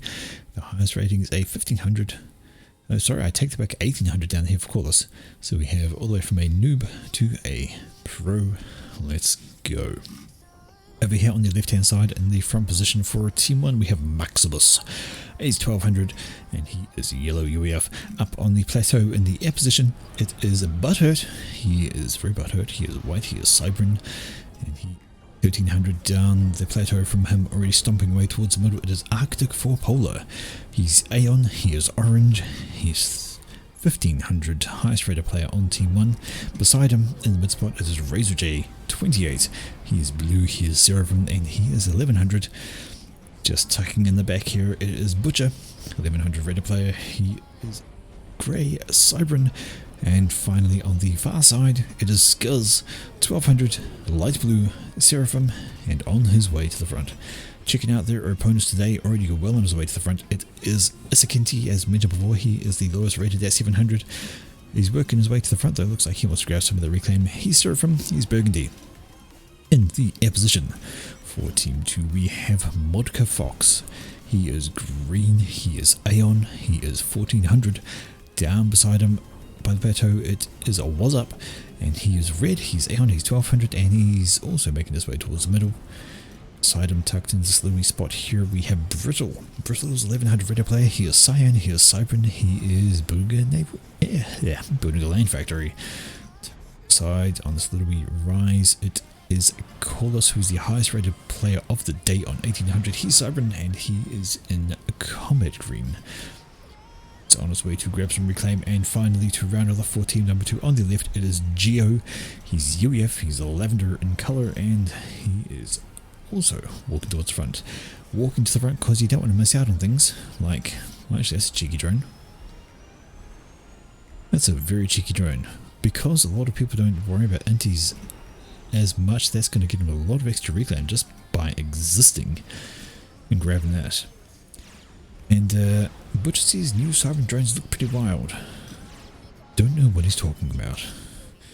Up here we had a little bit of back and forth from Skinty and Skuzz. Skuzz is moving into the water, going to want to grab these here. And he's going to be able to get those whilst Skinty comes over here to grab those things. So Butcher's talking about a bit of a performance balance. Yeah. Give yourself some less drones during building. So see these here, these little bit flitty things. They have reduced the number of these floating around for performance problems. I get it. I think there's one performance mod that removed the drones entirely, just left the red beam, and it just helps with performance to not have to animate these, less CPU, less problems.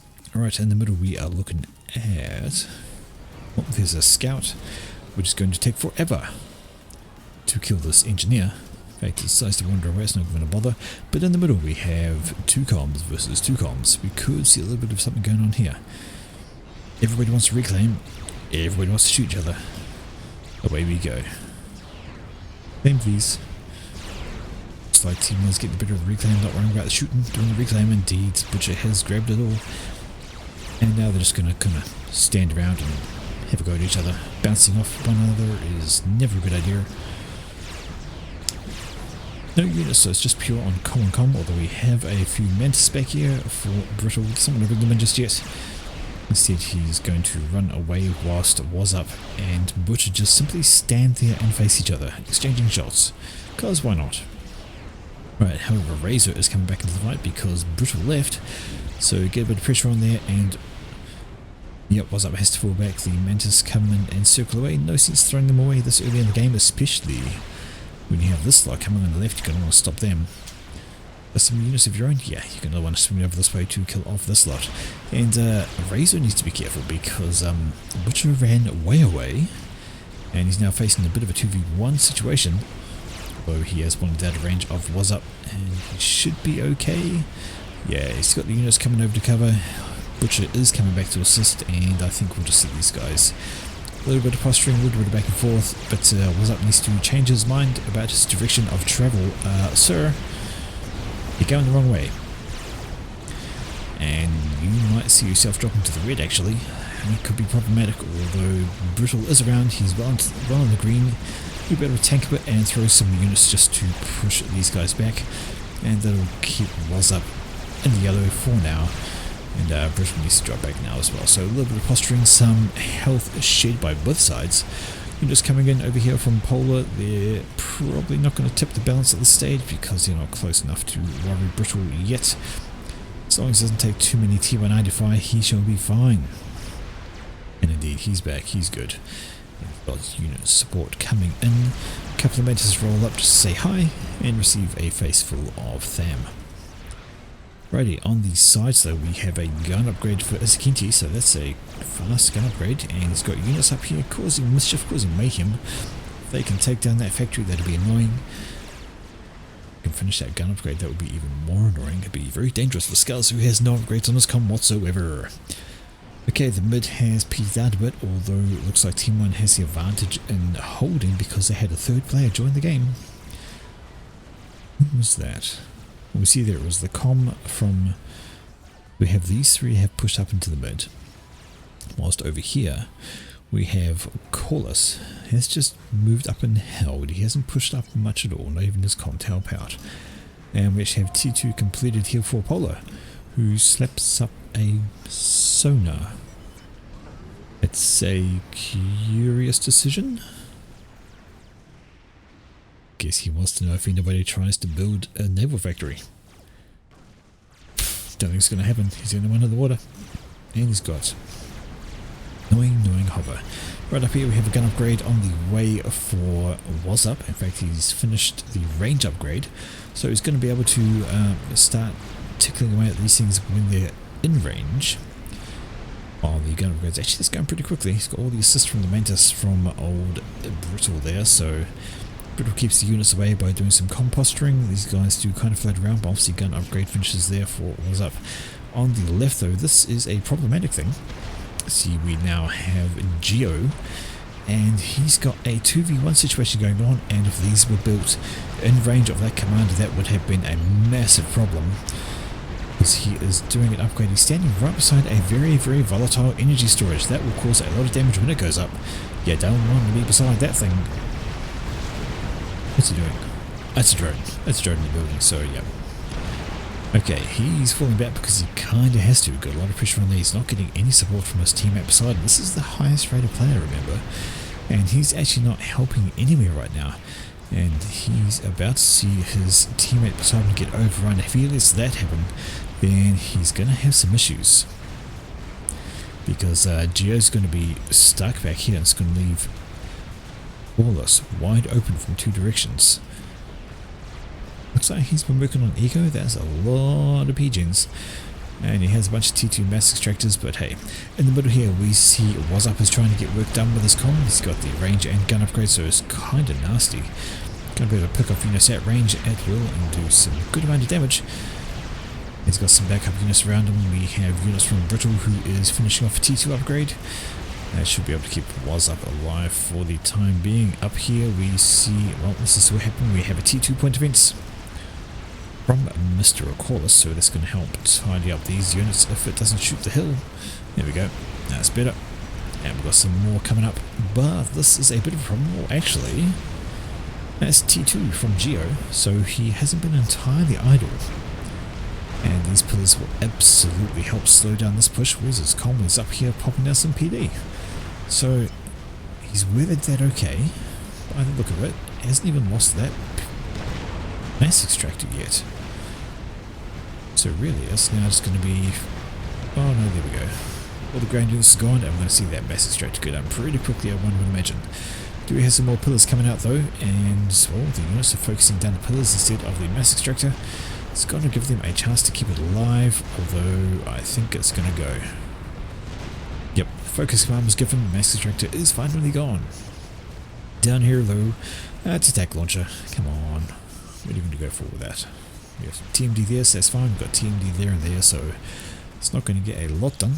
In the middle, let's have a look. We still have a 3v1 situation, sort of. Just a few spattering units though from Polar. His focus is over here, understandably. And it's now a T2PD group coming in from Butcher with some backup from Razor J, and that's a T2PD as well.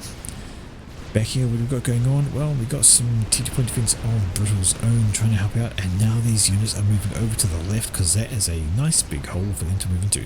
On the right hand side, what have we got going on? Well, we had a push up from Sakinchi, so he's doing well for the 700. He's got units rolling right up. Got a bunch of Zuis, they're going to be ultra annoying if they take out that, which I think there's enough shells to do so. Down it goes. That's a T2 mix. Nobody likes losing a T2 mix, and he's looking pretty strong in the middle. That's tech. What is it with the tech snipes today? Everybody's liking their tech launches. Everybody. And thank you, Brave Conscript, though I don't know what overlay you're talking about. This is just the standard FAF. Are you talking about this here? This is known as Supreme Scoreboard. It's a free mod, just download from the FAF community while you go. And we mentioned that push coming in from this direction. These guys have run into very little resistance. They're going to knock down the Hydro, and it's going to be a bad time. Although we do have Corsairs helping out, and these units to come over from Brittle to help slow those down. We see, is that T2 ID? Yes, it is. T2 ID trying to do that. And I'm guessing that was a missed. Yep. There was a attack sniper attempt right there. Look at all the burnage. So while we were looking over here, there was an attack attempt from Skinji on Mr. Butcher. Had he not moved, I think he would have been dead. That's a lot of burnt spot. See a stealth field started, but he decides, no, what, I'm going to move. So who's next for the sniper attempt? Well, it's not going to be Scuzz because he's moving. Modka Fox says we need to go. They have T3 here. I don't. Oh, bother. That's never a good thing. Oh, there we go. Tech Snipe is going in. Well, it's too high, so that is actually going over here for Razor J. Razor J needs to move his butt. He has one TMD. It's not going to stop them all, and he's going to be hurt. I think the first missile took out the shield, and the second one actually hit him, and it was saved by the tech defense actually doing its job and defending against attacks. On the left hand side there we have, that is Maximus pushing in with his comm. He's got T2, bit of T2 support. He has something he can fall back to over here, but these are a bunch of gunships, and you don't have a lot. Oh, there's the flak. No, going to be flying too close to the flak, going to take out a bunch of them. And Maximus runs for the water as well. He's got to, because these guys can alpha you down pretty nastily. Here though, units pushing in. Oh, there's a comm. There's some point defense. There's some more point defense. Some units. Rebuild going on, so he should be okay. But then we have a small run by here from Razor pushing into the base of Brittle. Going to get some work done because there's no defenses here whatsoever. A couple of stray mantis here and there throwing down a point T1 PD. We get some things done, presuming that the Zuis don't kill it off immediately, and we may see the death of another T2 mass extractor. Down it goes. That's going to be irritating. Unison did though, and here goes the strat. Oh dear. Oh dear. See the death of these pigeons. Here we go. That's fucked. 2 T2 pigeons and a T2 mass extractor. That is a very, very good bomb. If you have T3 at all, you want to put up a SAM. That should help take out the bomber, which is off screen at the moment. There we go. Comes in for another. Well, actually, it doesn't drop a bomb. It stops trying to get that hover bomb in, but it's going to stop in a bad spot. SAM will take it down, but still, that's a massive delay in the power situation, and you want to rebuild those. Ouch. Right in the middle, how are we looking? Well, we have a small little firebase here. We have another one over here with some T2RD. A Zapper coming up just in case of retaliatory attack missiles, because, you know, attack missiles. They like the attack missiles. We have some point defense. Having to go with anything that comes within range. We have a cloaked Selene over here. Bit of free intel, because why not? Okay. Let's see. All the action is down here at the moment. Looks like Maximus is running away, but the T2 ID here from Corus is getting work done. Shield won't last too much longer, and then everything's gonna die. Another shield over there. But that's okay, he says. Got a Cerberus turret doing wonderful things to this hill right here. Absolutely doesn't like the hill. But that's okay, the hill doesn't care. We have a T2 point defense going down here, and it's just going to have. Oh no, it got noticed. Oh, that's lucky. Actually got noticed. Just in time by Corliss, who switches up to shooting at it, and he's got 2 PD pointing at it, so it's not going to last too long, even with the repair assistance from the commander down there. Having said that, it's not doing an awful job. Repair on the way.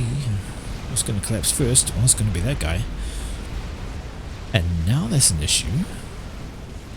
What on earth? Repair is real. Going to get another one and get the units in, so that's going to cause an issue. That's just rude. But it just goes to show how weak the Cerberus T2 turrets are compared to the, well, anybody else's. The amount of damage coming off of that is huge. And we have units pushing in to drag these guys back. That's going to be almost your road there. T3 Scout out from Mr. Modcat. Modcafox. And it's going to have a look-see at what is around. Still have these 2 guys loitering around here, so any wayward commander gets caught out, he's going to have a bad time. And Calculus popping up some TMD because why not? He's got units rolling into his base. We have Corsair coming over to say good day. It's not going to have a very good time when there's interceptors and flak in the area. And, well, that's just rude. Looks like we have more Corsairs coming in there. They're going to cause some issues. Take out the point defense or take out the commando. Take out the point defense. A good call. Because the commander can just duck into the water and he will be fine. Checking out on the left, that's a bunch of flapjacks coming over and they're going to cause some annoyances with the old attack missiles. Got some attack defense, got some more.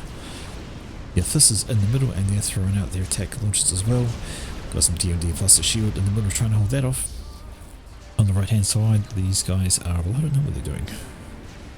Wasting their missiles, launched them one by one towards TMD. It's going to do nothing. What you should be doing is launching over here. So that'd be a great idea. Nothing covering that. What's the range on those? Look at all the stuff that's in range. Could be using these to kill off all this. There's no TMD up there. Take these, kill off mass extractors, because that would be great. Killing Eco. Modcafox's watch, they're going to get killed. What's going to get killed? I don't know. Maybe he's talking about these. Well, they didn't get killed, they survived. Guys tuned up. Nope, they ran away. That's a flak. That's a flak. Oh, on the left hand side, that's a ballsy push from Mr. Butcher. That is a gun com. There's a fair number of units. And rolling into T2 point defense as well as a com and units. I don't think he's going to get a lot done. Butcher's hiding in the water. Oh, he's going to have to. Doesn't want to stay around that all day. Okay, the middle is still going on. Then we have T3 up the front. We have the annoying as fuck Absolvers. Anti-shield, incredibly long range. They don't do any damage to anything else, but my word, do they strip the hell out of shields. Look at that. This thing's trying to build us some shield, but it's not getting anywhere. Thanks to this Absolver, and behind it we have Dima and T3 RD. There we go. So the Absolver knocks the shields out, and the T3 RD finishes everything off, because Absolvers is exactly what they do. So they've got shield, tunk, rapid rate of fire, and the shield just dribbles off. Alright. Go quiet for a little bit. Butcher is waltzing his comm away, trying to stay in safe. Maximus is back here in his base. He's got some T2 power, he's got some T3 massive strategies. He's not looking bad as far as eco goes. In fact, if that's his real eco, he's the highest in the game. Doing well for himself. Alright, Arctic is asking for E. Why is he asking for E? Well, nobody knows. Maybe he should build his own, which he's doing. There we go. T2 power. A bit of a static thing going up here for Razor, so his focus is elsewhere. We have more T2 power up there for Mr. Butcher, so he's running power as well. And it's all going on in the middle though. There is a lot of attack launches. We have shields struggling to keep relevant. And along comes the T3 Arty looking to take out the T2 Arty because it's annoying. Down goes. Shield. Zola's been really irritating lately. Alright, what do we have? Mostly static at the moment. The middle is the most active spot. We have another tech launch out from here. Are we finally seeing it going for some eco? Up here would be a great idea. Team base extractors going out. Those missiles are going to... oh, they just skim over the top of the ridge, and they do take out the T2 mechs. Only one missile was required.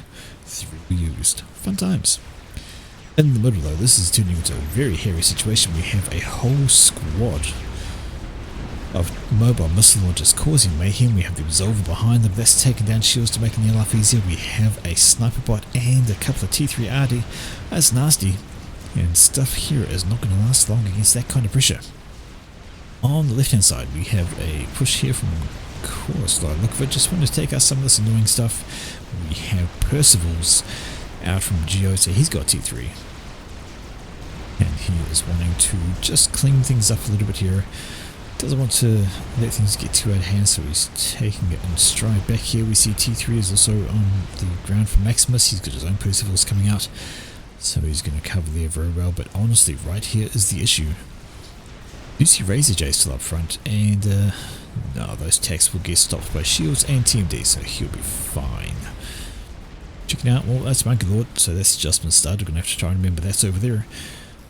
Have any other experimentals? No, everybody's just focused on eco a little bit. And that is a Harbinger. Here we go, Eunice finding themselves getting funneled through this little spot right into the face of some Mantis and some Percivals. They're going to have a bad time. In fact, they're running away. That's how much of a bad time they're having. We have a RAS upgrade for Caller, so he is... why is he so low? Energy stall? Energy stall. It's always energy stall. I was so confused for a moment. How is his eco doing so badly? But it's not. He's just stalling E. Alright, up on this side now we have problems for the second firebase from What's Up. However, T1RD has come out and has decided to just put a bit of pressure on, try and knock these guys back. Kill the Absolver would be great. And as a matter of fact, they do take down the sniper bot. The Absolver is floating around, may see itself go down. Runs away into shields on 50 health. So very little left. But down here we have a whole wide bank of T2 artillery ready to do the damage. Anything that's get caught out of those is going to have an absolutely bad time. Butcher says I have a level 5 point defense. So he does. He has a 5 vet mega turret. I think he's renamed that. I don't think they're mega turrets. In fact, it looks like he has a naming mod because they are all named something daft. Maybe not. Maybe he's gone through and manually named those, because all the flak is normal. Bepper, the Magno, the units, just the Cerberus turrets. Killer, 1000 Flames, Baron Idiot, and... okay.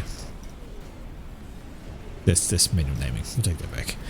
We see T3RT in reply from Brittle, so he's made the transition to T3, those shells landing over.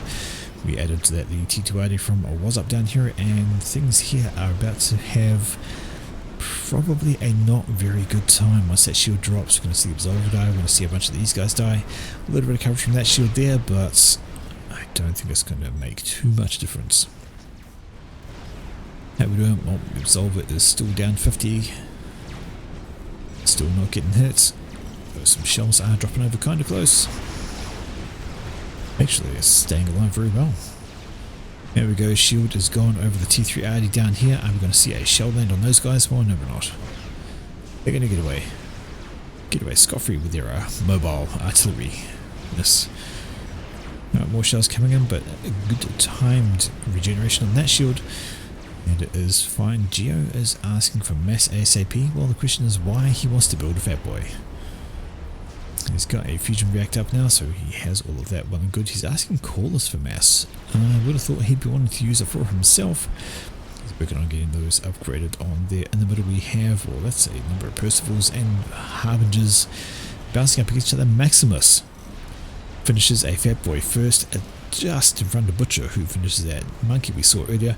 There we go, so there is 2 experimentals on the field for Team 1 versus absolutely nothing for Team 2.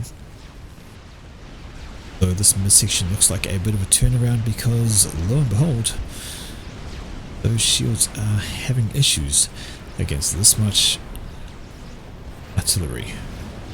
Did the Absolver die? Nope, the Absolver is still going strong, though it is very near Tituati. There it goes. Finally. Finally. The Absolver dies. It's only taken a while, but dead is dead. Alright, Fat Boy is rolling out from Maximus, and that's going to be a problem. Will Geo finish this in time? Well, I would say no.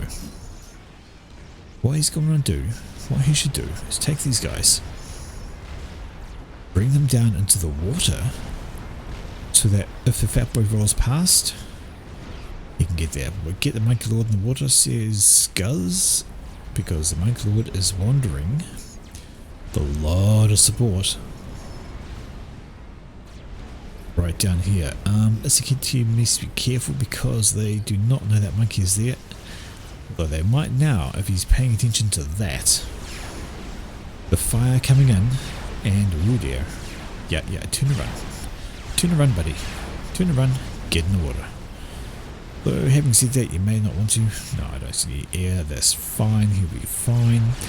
Monkey comes in and oh, what's he going for? The engineer. Commander gets in the water. He's going to be safe. Now the monkey is facing the wrong direction. It's getting absolutely smashed by this T1 PD over here. And now we have, wow, loads of restorers coming in. That monkey's going to have a real bad time in a moment because we also have units pouring over. He's actually going to die pretty damn quickly. Not much gain, and these guys now, well, they have to try and funnel through this little spot because walls are the bane of ground units that are not. Oh dear. We mentioned an issue with a bit of an air battle over here. The air wing comes in from Butthurt to try and take out restorers. Not a great idea. Attacks. What are they going for? Well, Isekini is paying attention because his comm is not where those are going for. Look at them all. Smacking that spot on the ground. And now all this is just dying. Superior numbers, superior firepower, common in the area as well, them all done. However, another experimental. Now we have a chicken wandering up and you're going to want to go back in the water. Isekinchi, you're going to want to go back in the water. They ain't got nothing to stop that with. And over here we see, oh, Wazzup has finished an experimental. That's a GC of his own. He's going to want to send it over this way, I think. Attack missiles out from there. Geo's calls out the GG because his base is getting under attack, and looks like that Fat Boy got precisely nothing done. Now there are units, although air has actually come over to save the day. On here we have a bunch of Corsairs and the Restorers, of course. They have knocked the Fat Boy down, so that's actually going to save Geo. He calls that a GG a little prematurely. And the Corsairs are here and good to go, saving with some brick help. That's actually a fair amount of air they've got over here. They could actually go. No, I'd say they could kill his comm because there's not much in the air from Butthurt. They could win that. In the middle, we see the result of all that T. Oh, tax! Oh, tax! Oh, tax!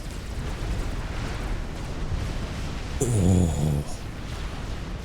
One very lucky commander there. Saved by shields. He's got Aeon. If anybody should build TMD, it's this guy. And there we go. Build more. Build more attack defense, because my word, that was very, very close. We have a surprise Ythota walking up though. It just wanted to come out of the water. Hasn't been noticed, hasn't been pinged. Isekinchi wants to be careful. Doesn't want to hop out of the water while there's a Ythota and a monkey. Oh dear. That's not good. Ythota and a monkey. That GC needs to come over here and needs to perform a hero's duty on that Ythota. Air needs to get involved as well. And speaking of air, what's those guys doing over there? Well, that's a lot of Corsairs. Where's Maximus? Oh, he's right there. Uh-oh. That is a lot of Corsairs, and the health just shreds off Maximus, and he is gone. Traditional Corsair snipe going on over there, and Isekinchi over here, although in the middle we see the Ythota goes down. Wazzup is a little too close for comfort towards that iron store. No, don't stop. Keep moving. Keep moving, or everything dies. Monkey's out, and it has been picked up by a bunch of whalers, so that will slowly die. Oh no, don't you dare, don't. Oh, that's a very poor decision. That's a very poor decision. That's a very, very poor decision. You came out of the water. Why? Why would you do that? Oh dear. Wrong decisions. Butcher says lol get wrecked, but I think that's a bit harsh.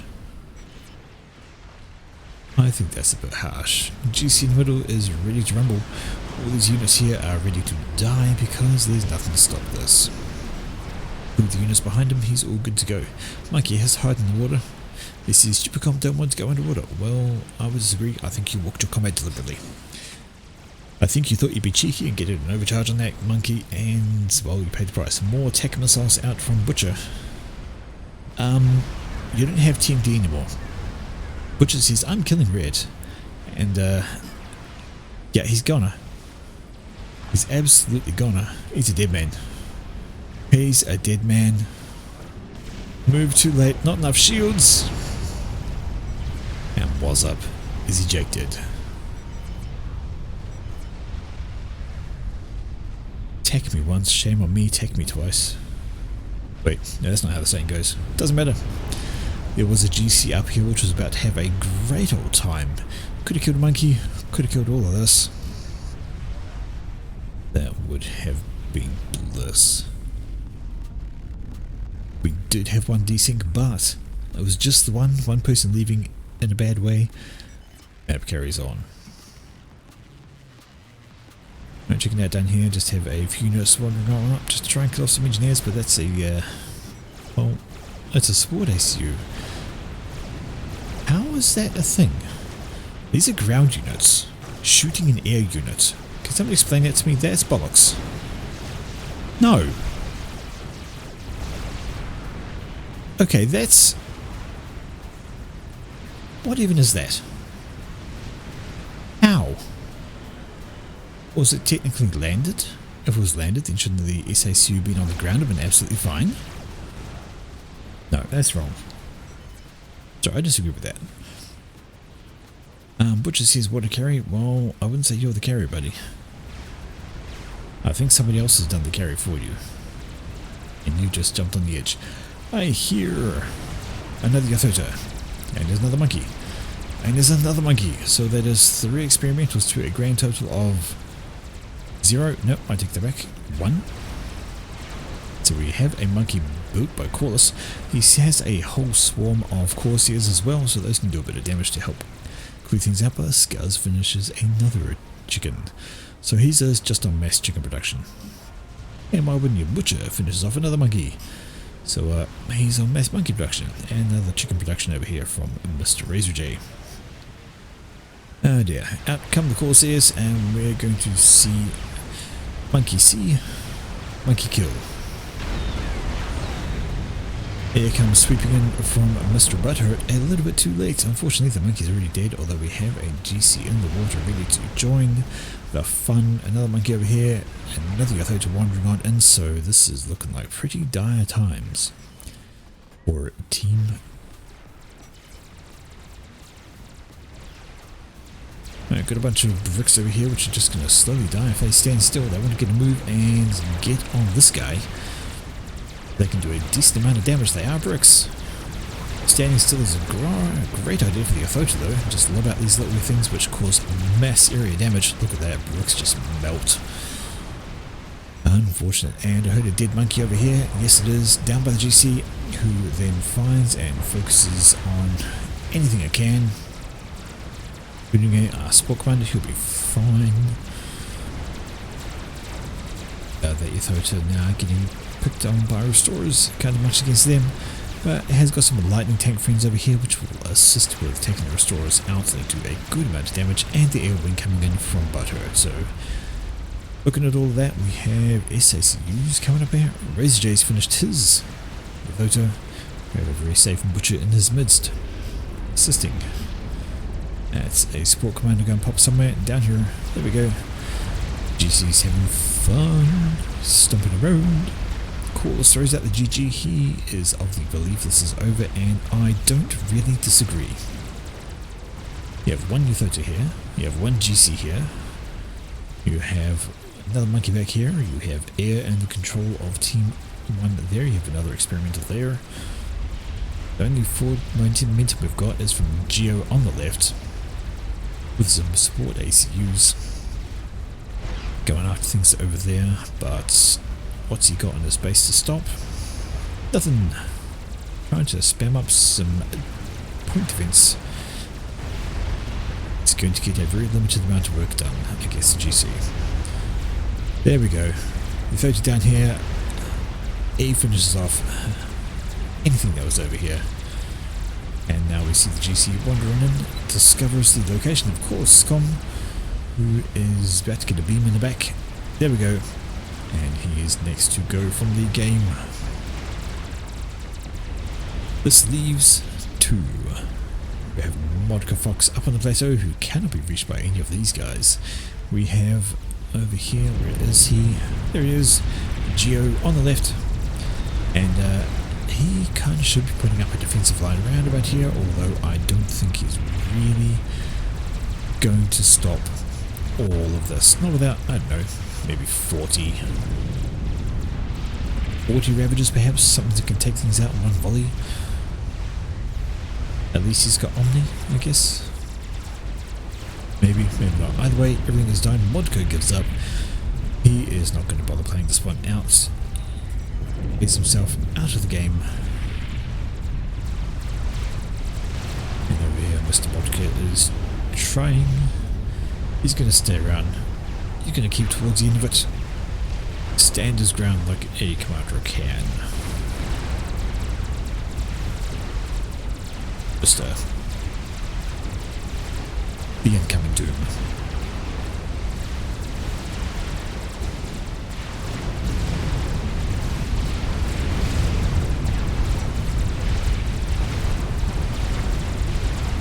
Why face it?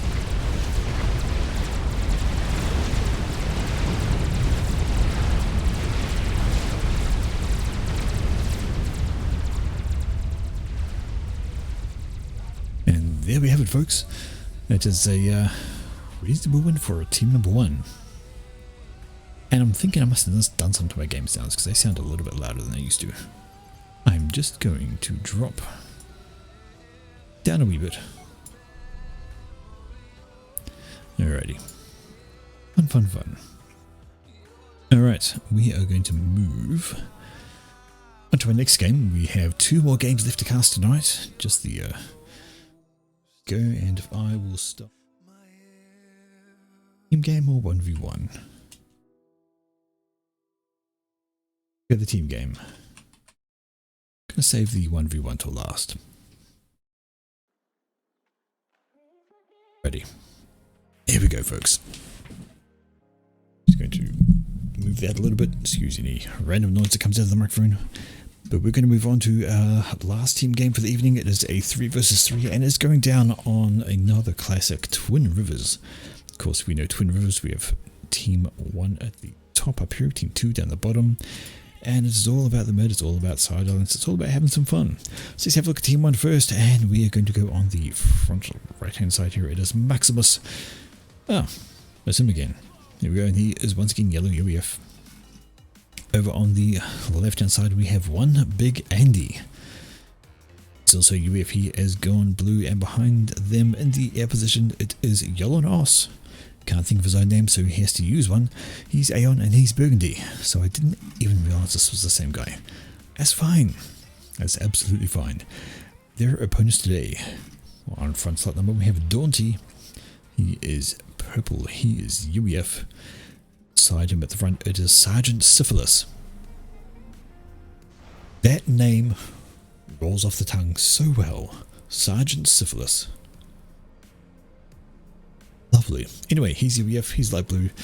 He's opening up there, and in the air position for these guys it is Storzum. And Storzum is fecal brown. Right, he's Aeon, he's opened up first air and he's going for the Hydro as you would. He did put a single pigeon just for the sake of it. Anyway. Yes, only one of them didn't. We'll see how that pans out for him. One Big Andy. Unusual, you don't often see that. Most people go for adjacency. They'll put their first factory down beside a mass extractor or two if they can manage it, and slap down some pigeons beside it, just to give that extra help at the start with the build power, because you know, using less mass when you don't have much is a great idea. Anyhow, see if there's going to be any early plays for the side islands, and that's a very early scout. Interesting choice. However, we do have units moving up to the mid, so that's looking like a reclaim request from Maximus. He's trying to get his engineer up here to grab all of this, and has a striker moving in to deny any other engineers that might turn up. Okie dokie.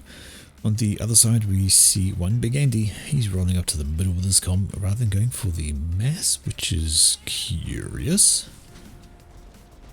Got a radar down, so he's going to see things coming. I do find that interesting. Does he not know about the reclaim? Honestly, you kind of want to get it. There's a T2 mix with a reclaim right here. I'm going to grab that and get it going. Yeah, absolutely agreed, Altizen. If you have plenty of time, then you skip with the factory adjacency, because that takes away from your ringed mix adjacency, to which improves that, of course. And yeah, looks like they're actually passing on the middle mass reclaim.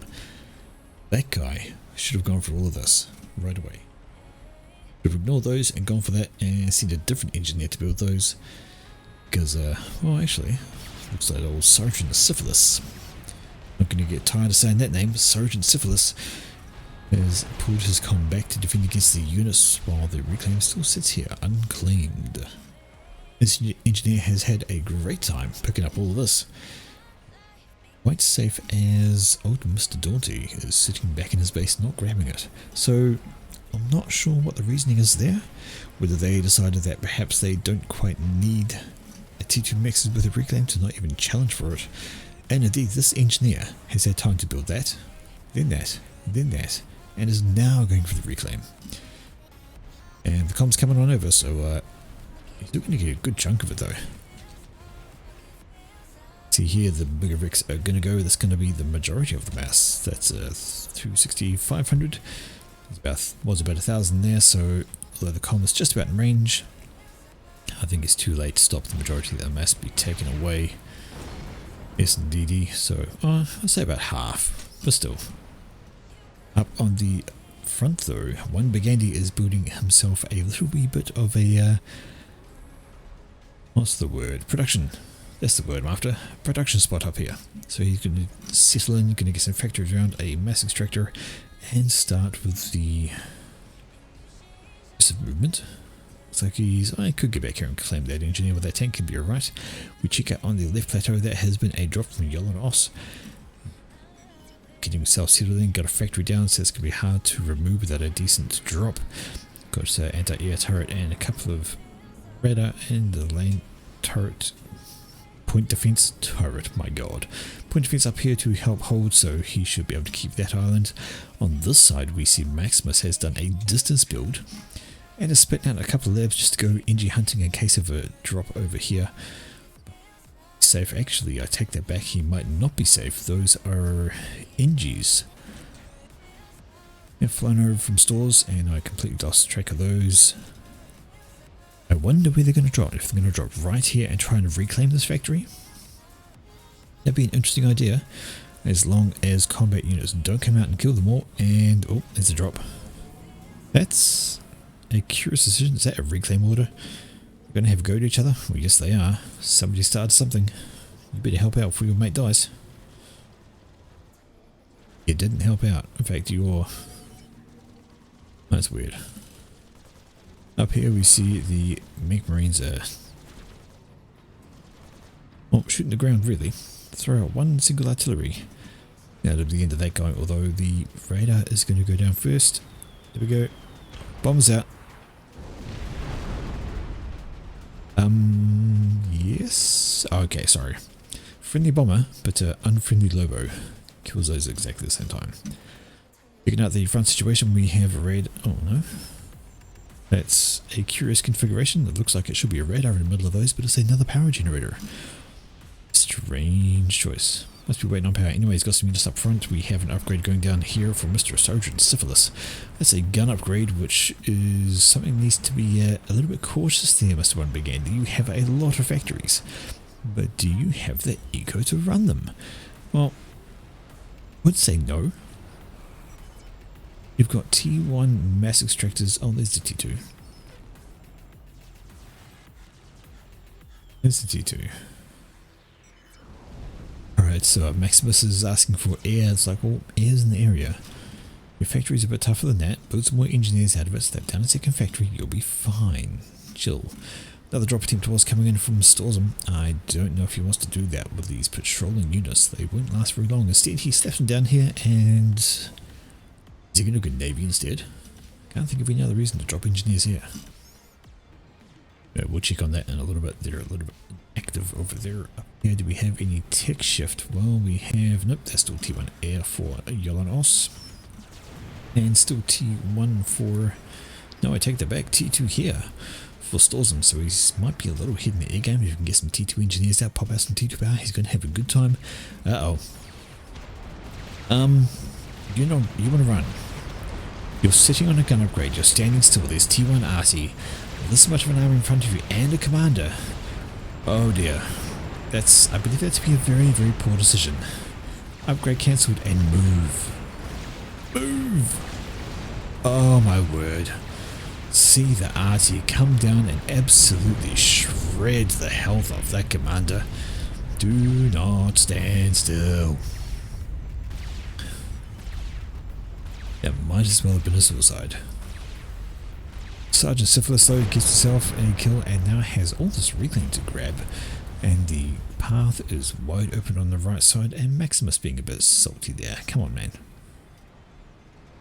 That's not a nice thing to say. He was your teammate. That's rude. Sorry. That's quite rude.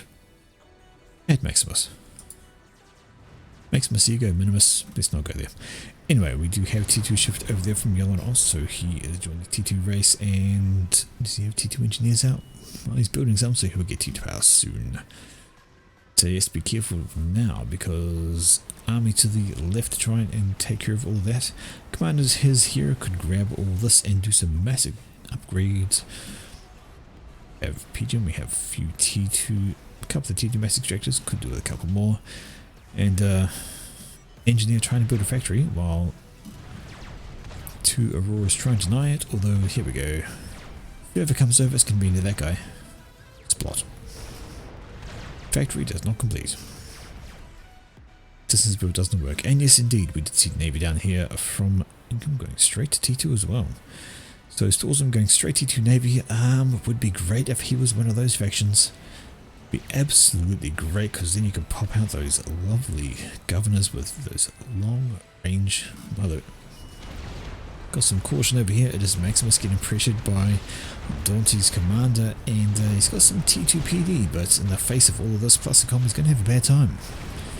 We're going to see the Triad go down. We've already seen the T1 PD fall off, and he's not going to have much choice but to bring this army back over to try and assist, because that is a gun com.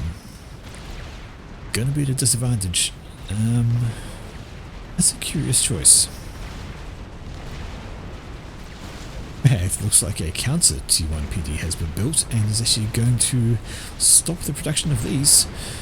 So they're not going to last very long, and in fact this thing is going to do great. Going to see a land factory come up as well, and that's going to just be rightfully annoying. So this is a good push up from Dante. He takes some space and he pops up, although there is a Triad going up back here, so that will help clean out some numbers as long as this army can hang around and keep them from pushing. To be a very, very good friend. There we go. What you want.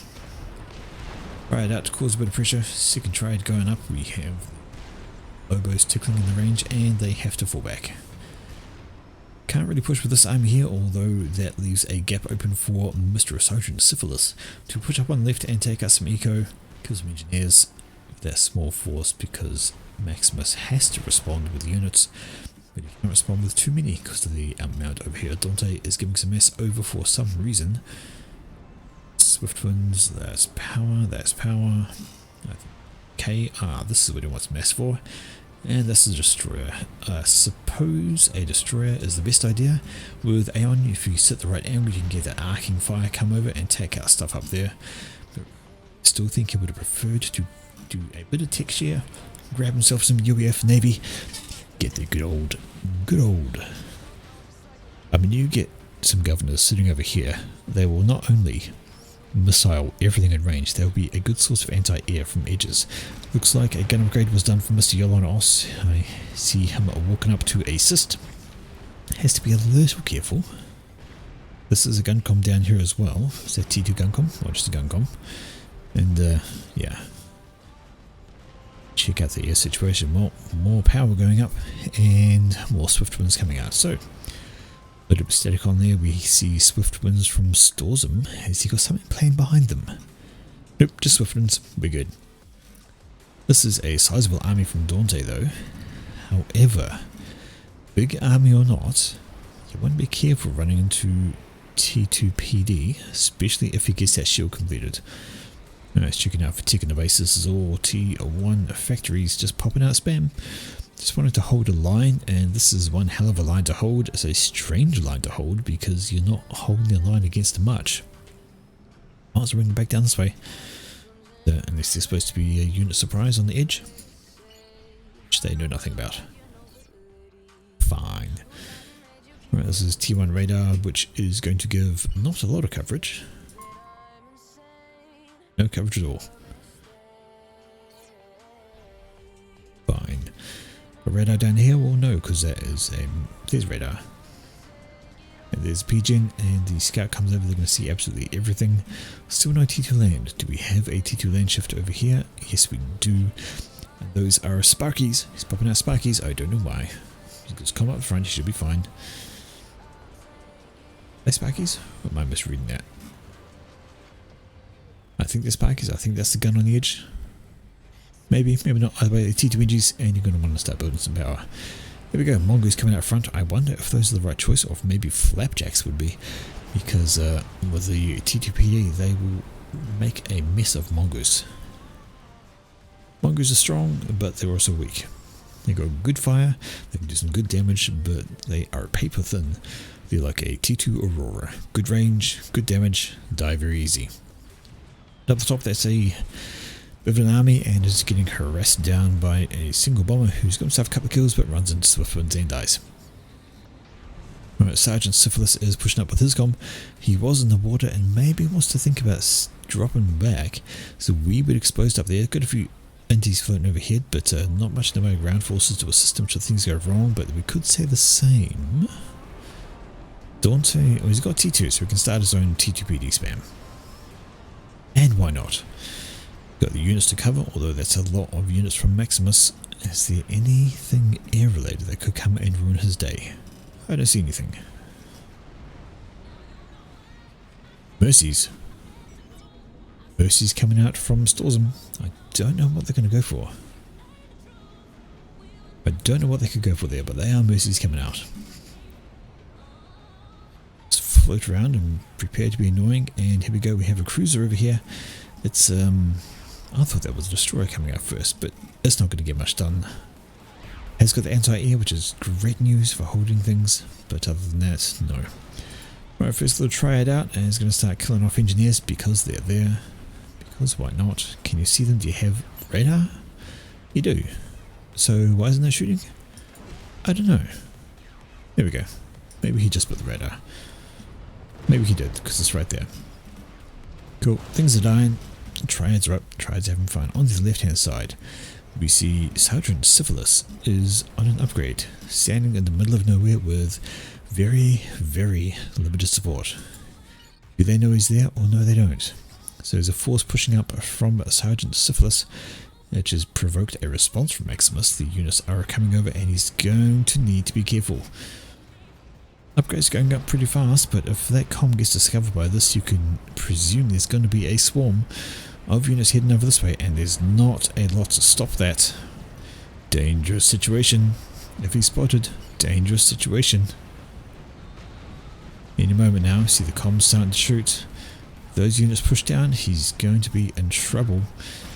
On an upgrade, doesn't want to cancel that, but I think he really does want to. As soon as this lot, well, they're moving away. There goes the ping saying the comm's right there, the comm's right there, kill him. Upgrade is almost done and you want to move. You want to move, You want to move right now. Don't stay there. Alright, checking out on the right hand side, it is PD versus PD, and Dante is moving up with his comm. Not a great idea. There's still a few units in the range, and you're walking into triads. Why are you doing this?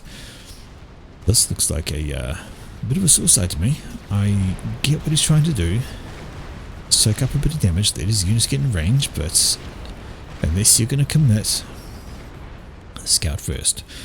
Know what you're walking into.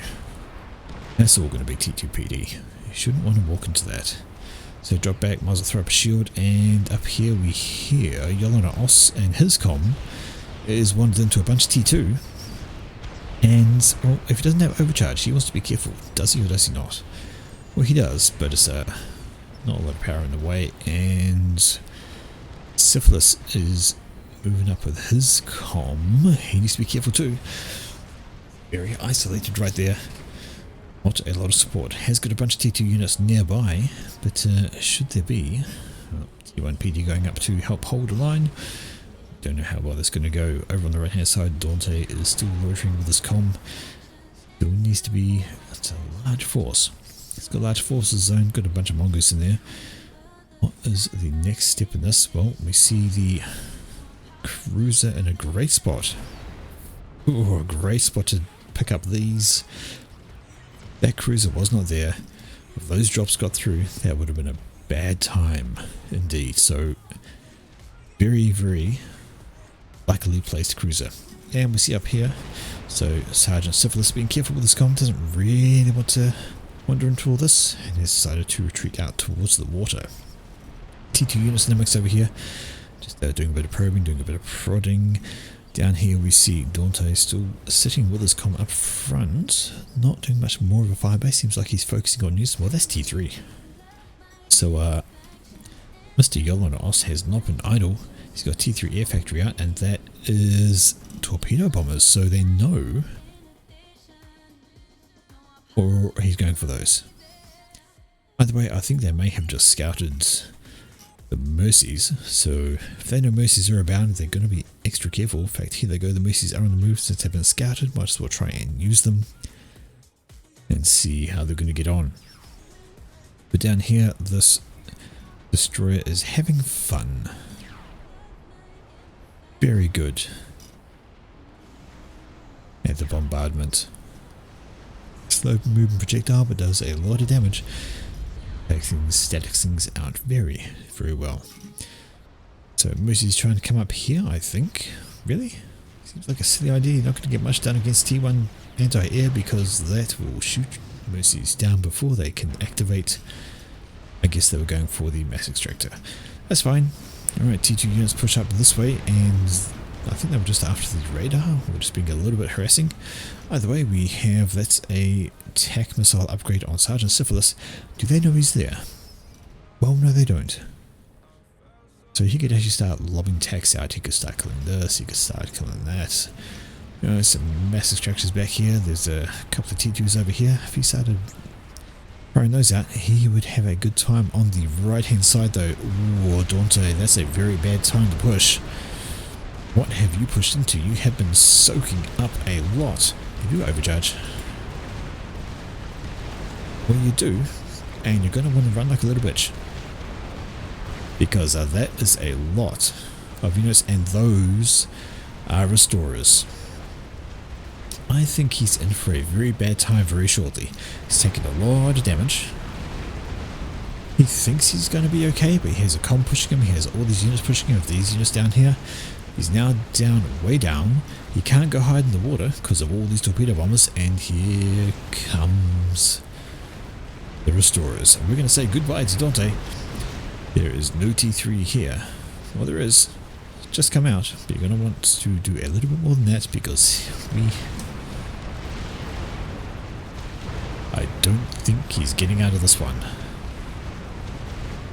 In comes some swift winds, but they are only swift winds, and those restorers are very chunky against commanders. Sorry, very chunky against air. They are very, very solid anti-air vehicles, and I think we're about to see the expulsion. There we go. That is Dante gone. That is one kill apiece. The swift ones are around, but they're just a little bit too slow. The cruiser was a bit too slow. And ooh, what's up here though? Oh, I think you'll be okay. It's got some restorers in the wild, although having said that, that's a lot of pillars. If they focused them down, they might be able to get them. Although the overcharges are coming out. And now would be the time for mercies. Having said that, the ground units have been thinned out. He is on 5,000 health. He should be okay. Should be okay. Don't leave a swift ones there, they're just going to die. Alright, now the focus is down here. We have destroyers coming out. Yep, build some TMD against units that have no attack missiles. That's a workable plan. Cruiser comes out, should be able to clean that up over there.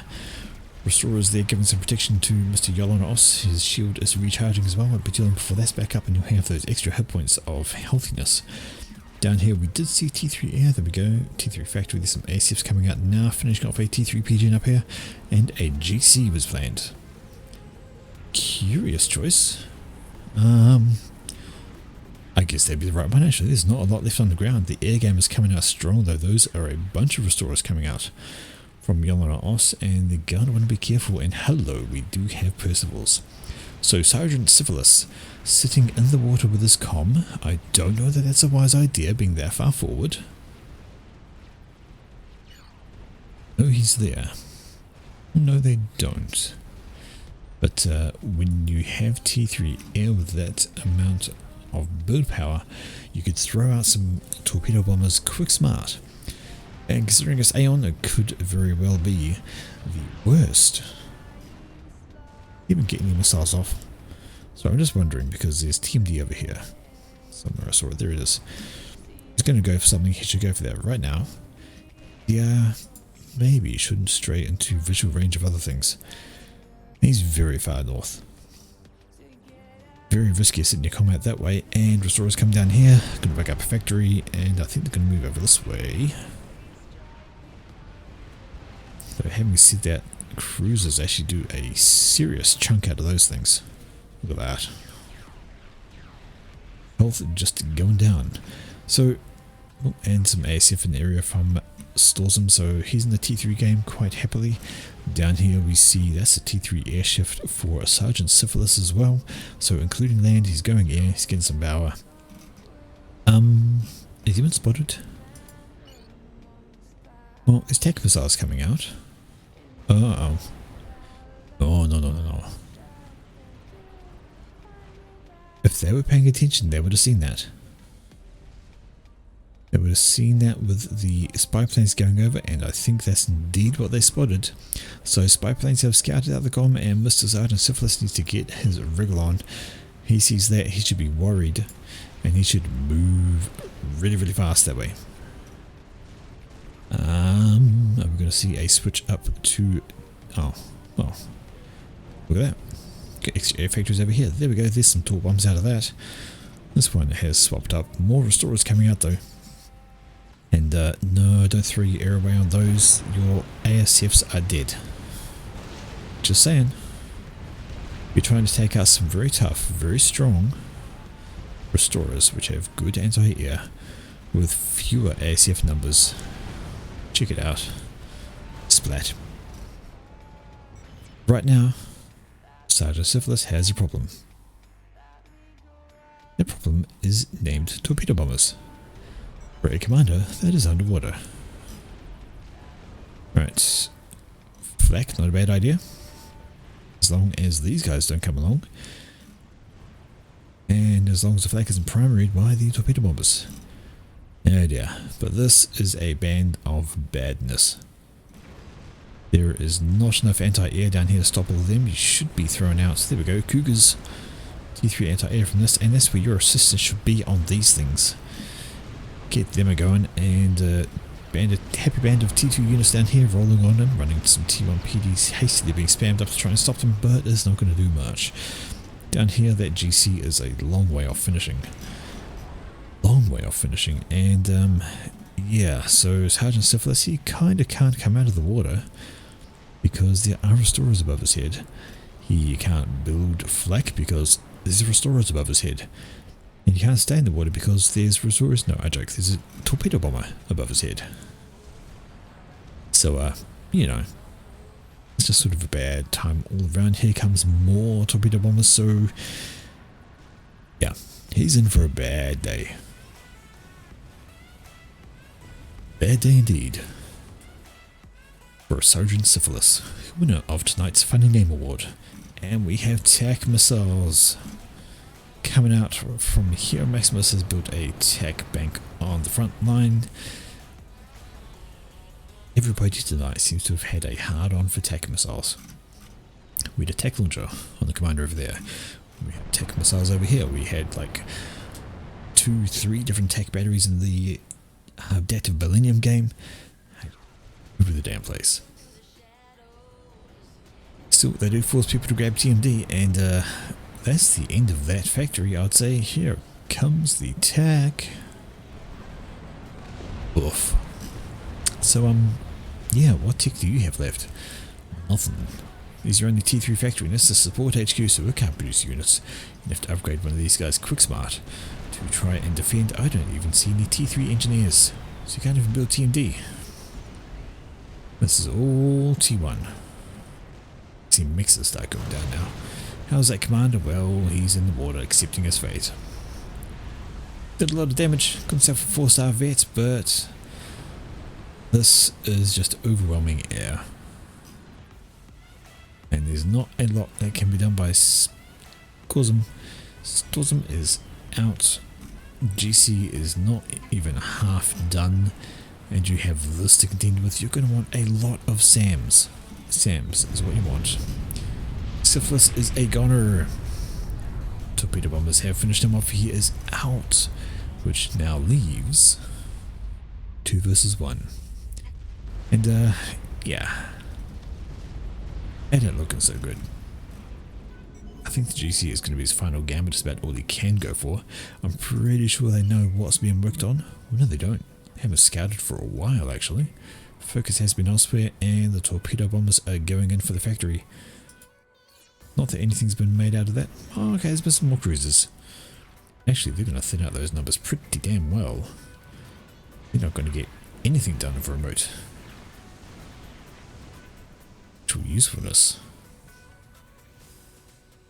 So, had Storzum had UEF down here, I think this would have been a very, very different story. Could have spammed out cruisers, they could have come along with their missiles, taken out a whole wealth of this stuff. Would have been that much better. Up here we see scouts come over, so now they see the GC, which is going up to the credit a bit faster. But, got some pillars coming in to ruin the day because there's nothing on the ground to stop them. And pop up some Oblivions, but really you want to get these guys in to start that out. How far do those TAC missiles reach? Well, the answer is not far enough. GC has been recognized, and well, honestly, they can just change up to strats and have themselves a great day. He's building nothing at the moment. Why is it not showing the build on that? That's strange. There we go. Now it is. So more restorers. So GC is going to have a bad time against restorers. Has absolutely zero anti-air. In fact, there's no ground-based experimental that actually has any kind of reasonable anti-air. Absolutely none. The only experimental I know of that has good anti-air is the Donut. Some very long range. Difference was apparent. Well, the difference, I don't know. Kind of looked like it should have been Team 2's, but one Brigandi over here I thought was a gimme. But then Dante did a similar mistake on the right hand side. He just decided to wander into triads. I still don't know what his thought process there was, but the T3 air has been the absolute deciding factor. Yolonos has gone hard into T3 air. He's not built any ground. He's held on to this island, and it's yeah, the air has made the difference. GC is actually done, so it's going to go stomping on its way. But how many restorers we got? 12 restorers. Well, they'll take a little bit of time to chew it down, but not a huge amount, so we could actually see, should the GC get in this way, could actually pick off Maximus. And he's got 5 restorers of his own, but there are Sams. So yep, they've come in and they're trying to do that down, but we have a Sam coming up, got some mobile shields surrounding the commander, and he's got shields of his own as well, so a very chunky gun. Gonna take a while to kill. Won't take a while for that to kill. And there we have restorers over there. Now you're going to want to bring up the cruisers right to the edge here to give the GC some support should the restorers come in. Seeing ASFs around, and ASFs are exactly what you want to spam out right now. Get these in and they can do good things against restorers in large numbers. Donut. There. So speaking of air, it's all going into the donut now. All production is paused and it's all straight into the donut. So Yellow Os thinks he has the advantage here, asking for mass for the donut. Thinks he owns air. Well, he's got, is that 15 restorers? 16. Not a bad guess. 18. Can't tell the number. I think it's 18. Sorry, 18 restorers, which is reasonably tough. However, we do have 7 here with 16 ASF. And is producing more all the time. Actually, he's pulling his own restorers up. And SMD, so he's worried about a nuke that doesn't exist. Scouting, my friend, scouting. This is what you need to be worried about. Alright, the GC has come up, and Maximus has actually been pushing forward with his comp. They knew the GC was there. I'm not exactly certain why he decided to do that. But Keep Walking, the GC is going to focus on him, and he is going out of the game for a what seems like a very silly idea. Down he goes. Yellow, red, kaboom.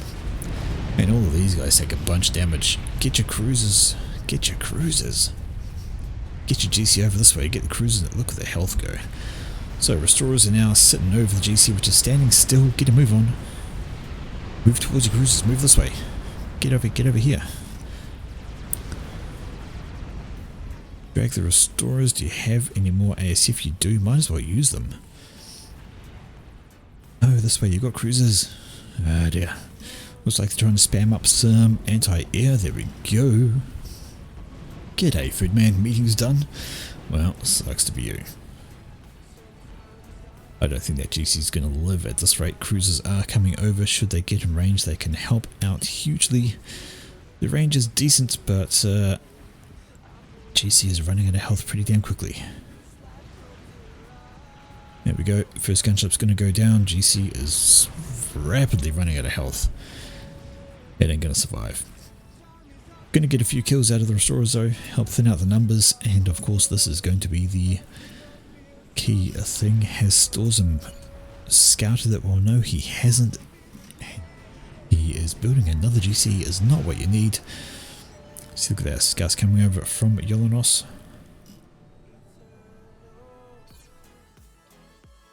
Restorers ahoy. Maybe get another 1 or 2 picked off from that cruiser down there? Nah, they're fine. But Storzum needs to scout. If he scouted, he would see that coming, and he would know right now he needs to be not doing that, but spamming out the ASFs. Not restorers, ASFs. Get your ASF game on the go, because that donut is going to be the end of you.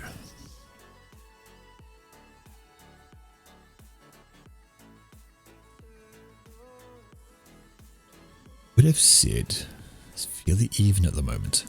Very similar income. But in the air game, there we go, another GC almost done.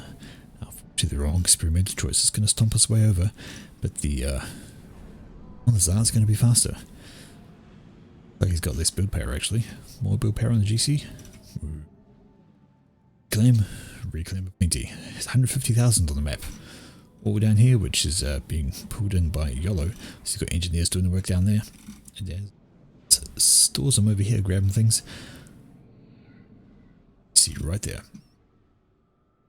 But still.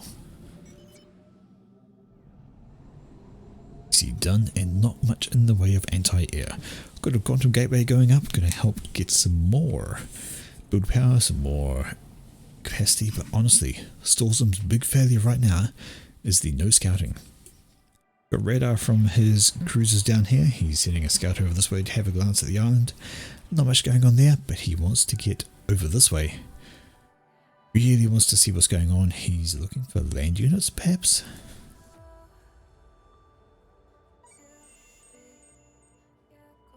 Is almost done. There's a scout. Is he paying attention? Well, he should be. Because Yellow has finished that donut.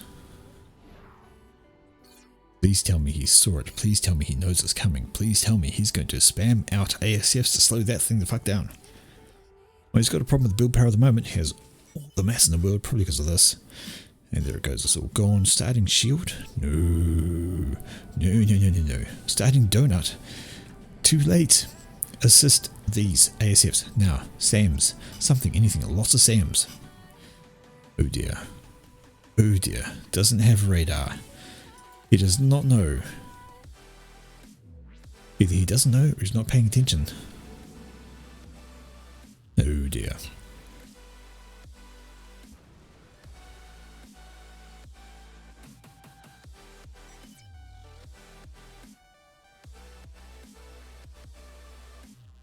Stores does Stores have? Well, he has 11 of his own. 11 is not enough. Still got some Swift Winds floating around. Amusing. And one lone ASF. Just a superior number of those. And a donut. So, poor old Stores. No radar. Has absolutely no idea that's coming. He's got a GC out. And that is going to stomp us way up. No scouting, or maybe he wasn't paying attention. That's all I can think. Is that he wasn't paying attention to the scout he sent over, nor were his teammates, and we are about to see him have a very bad time. Avoid SAMs if possible. Well, that'd be easy. There's only 2 there. Restorers are moving in first. They're going to help clean up the air and distract all these things. There's not enough to stop this. Com is down here on an upgrade under a T2 shield. He's probably thinking, oh, I can maybe live through that. I've got some air of my own. I've got some SAMs. I'll be alright. Yeah, no. You're not going to be alright. Man, he's going to struggle against these restorers. Yeah. Didn't even need the donut in the end. Just restorer spam. Away he goes. Shield cancelled. Because you dead. Oh look, defending restorers from Storsum, off in the wrong direction. Good idea. For a bit of intel, for paying attention while scouting, he could have spammed up a lot more to defend his base, to defend against air. Maybe he could have come out of that. Still, that's the way it goes. Alrighty, that was the 3v3 on Twin Rivers. That has gone down to the top team up here. I would say Yolanda Os carried the teams on that because of his early T3 air and a couple of mistakes from one big Andy over here dying and Dante deciding to walk into T2PD. Terrible ideas. And then Sergeant Syphilis, I still don't know why his comm was so far forward. Trying to be cheeky, trying to go for some sneaky attacks. Didn't need to, and I think he gave himself away. He was up to T3 as well. But that is the way it goes. End of story. You'll be dead. Okay, we have one last game to cast tonight. One last game to go. And we've had, we started out the night with a couple of 1v1s. We moved on to team games here, there and everywhere. So it seems only fitting that we go from all the team games down to another 1v1.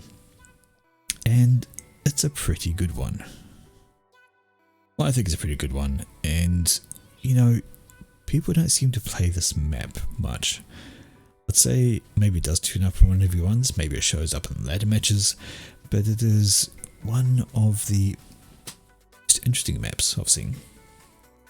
Especially for 1v1s, especially for ladder, because you have to consider every single aspect of your game, and it's not even that big a map, it is tag craftiest. We know how it goes. You can choose to focus on land if you want. You can rush your opponent on the ground, but if he holds off and he builds a navy and you don't, you're in for a very bad time, because a lot of these mixes are right at the edge and they can be reached by frigates. Anyway, this is a later map, and we have the teams up here. We have Electrician versus Natron, two very high rank, well, let's say high rank guys. They're on the cusp of pro, both on ladder, so that's actually quite good for them. Anyway, Electrician is down here. He is red. He is going UEF. There's first lands. I'm not going for any adjacency. So working on that. Going to grab the mass extractors and the hydro. Up here we see Natron. Well, he's doing the same thing. No adjacency with his first factory, but is then going for mass extractors and hydro. So I expected kind of the same openings here.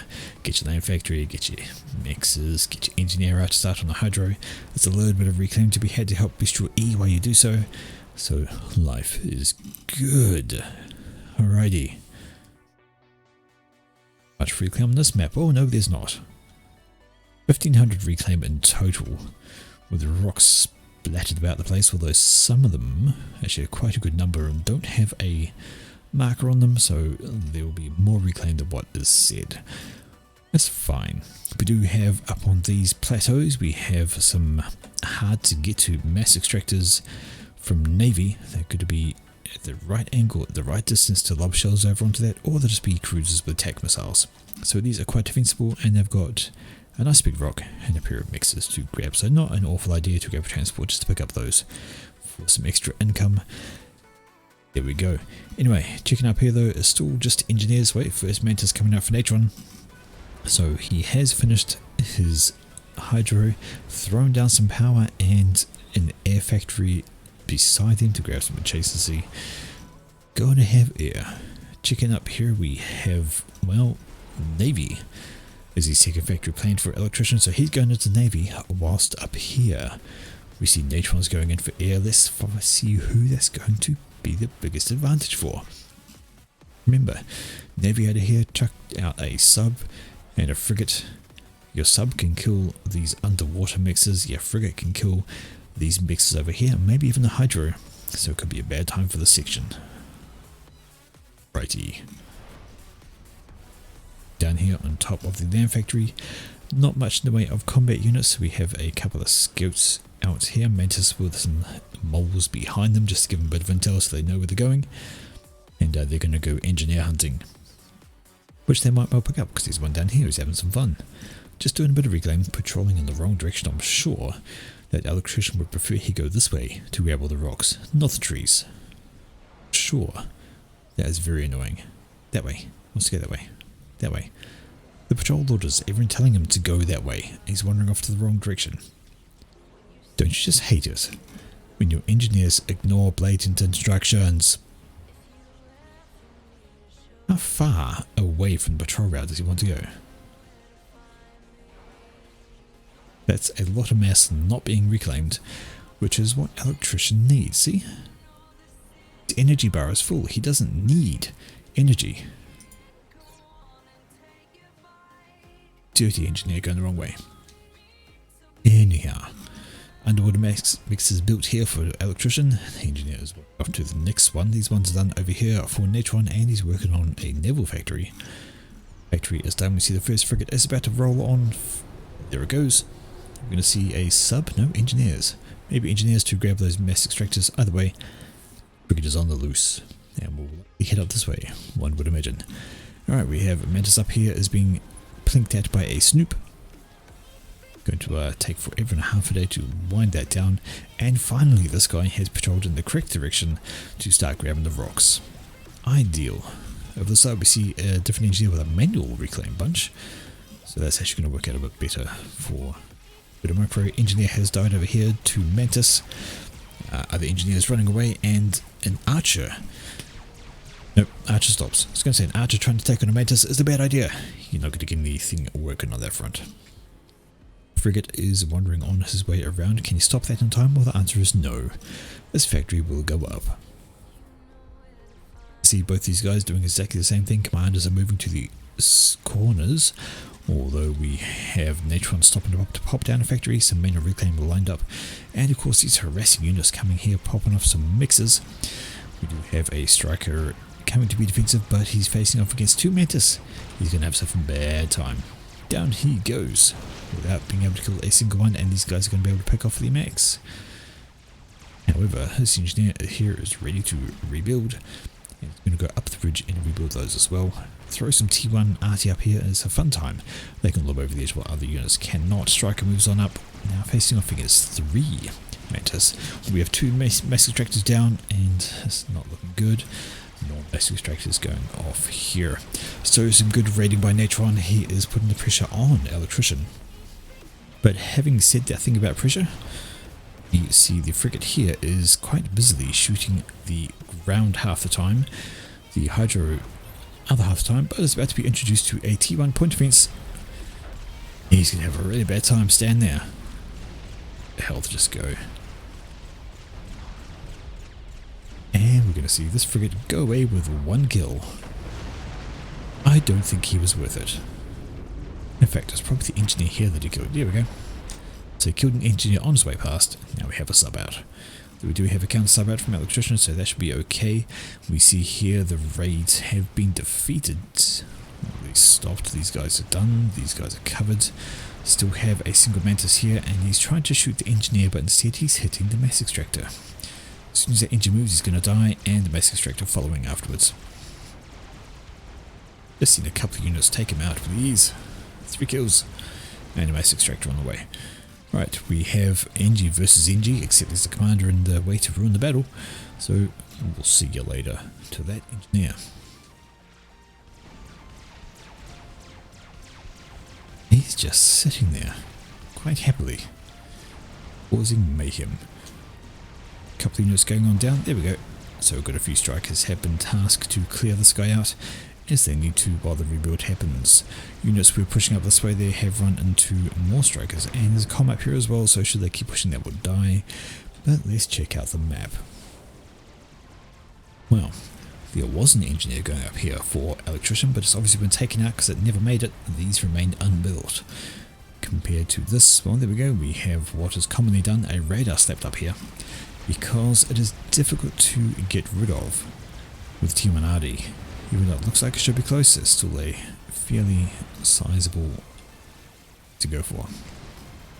Alright, in the middle we see a solid push coming through from Natron. Has a good number of units. Not much to stop them, although there is reinforcements coming through here pretty quickly. And I do see a transport out from Electrician, so he may be considering dropping these pinnacles? No, not pinnacles, that's the wrong word. Plateaus. Maybe considering dropping those. And up here we see, how did they get up there? What? What? Was there a path they went up? That is a strange thing, because if they had stayed up there, they would have done good. They could have killed the engineer, killed off the mass extractors, killed off the radar. I'm curious how they got there. Drop maybe? No, surely not. Still very strange. We have a force running in one by one into a solid line here, which is a bad idea. Absolutely bad idea. They didn't somehow creep up the sides, did they? Oh. I'm so confused. So confused. It's okay though. We'll figure it out.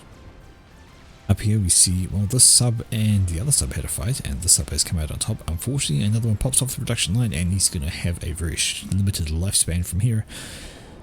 Come the torps, out go the torps, and goodbye Tiger Shark. Winner Sliver. Not surprising, full health versus no health. Com is pushing up this way, wants to get himself another mass extractor, is going to ignore the unit shooting him in his back. In the meantime, we've got some engineers doing a reclaim mission. They are grabbing what they can, and they're not doing a bad job of it. You mean they actually got all the way around here and wandered on up? Oh my word. Congratulations those guys. Stealth units of the day without stealth.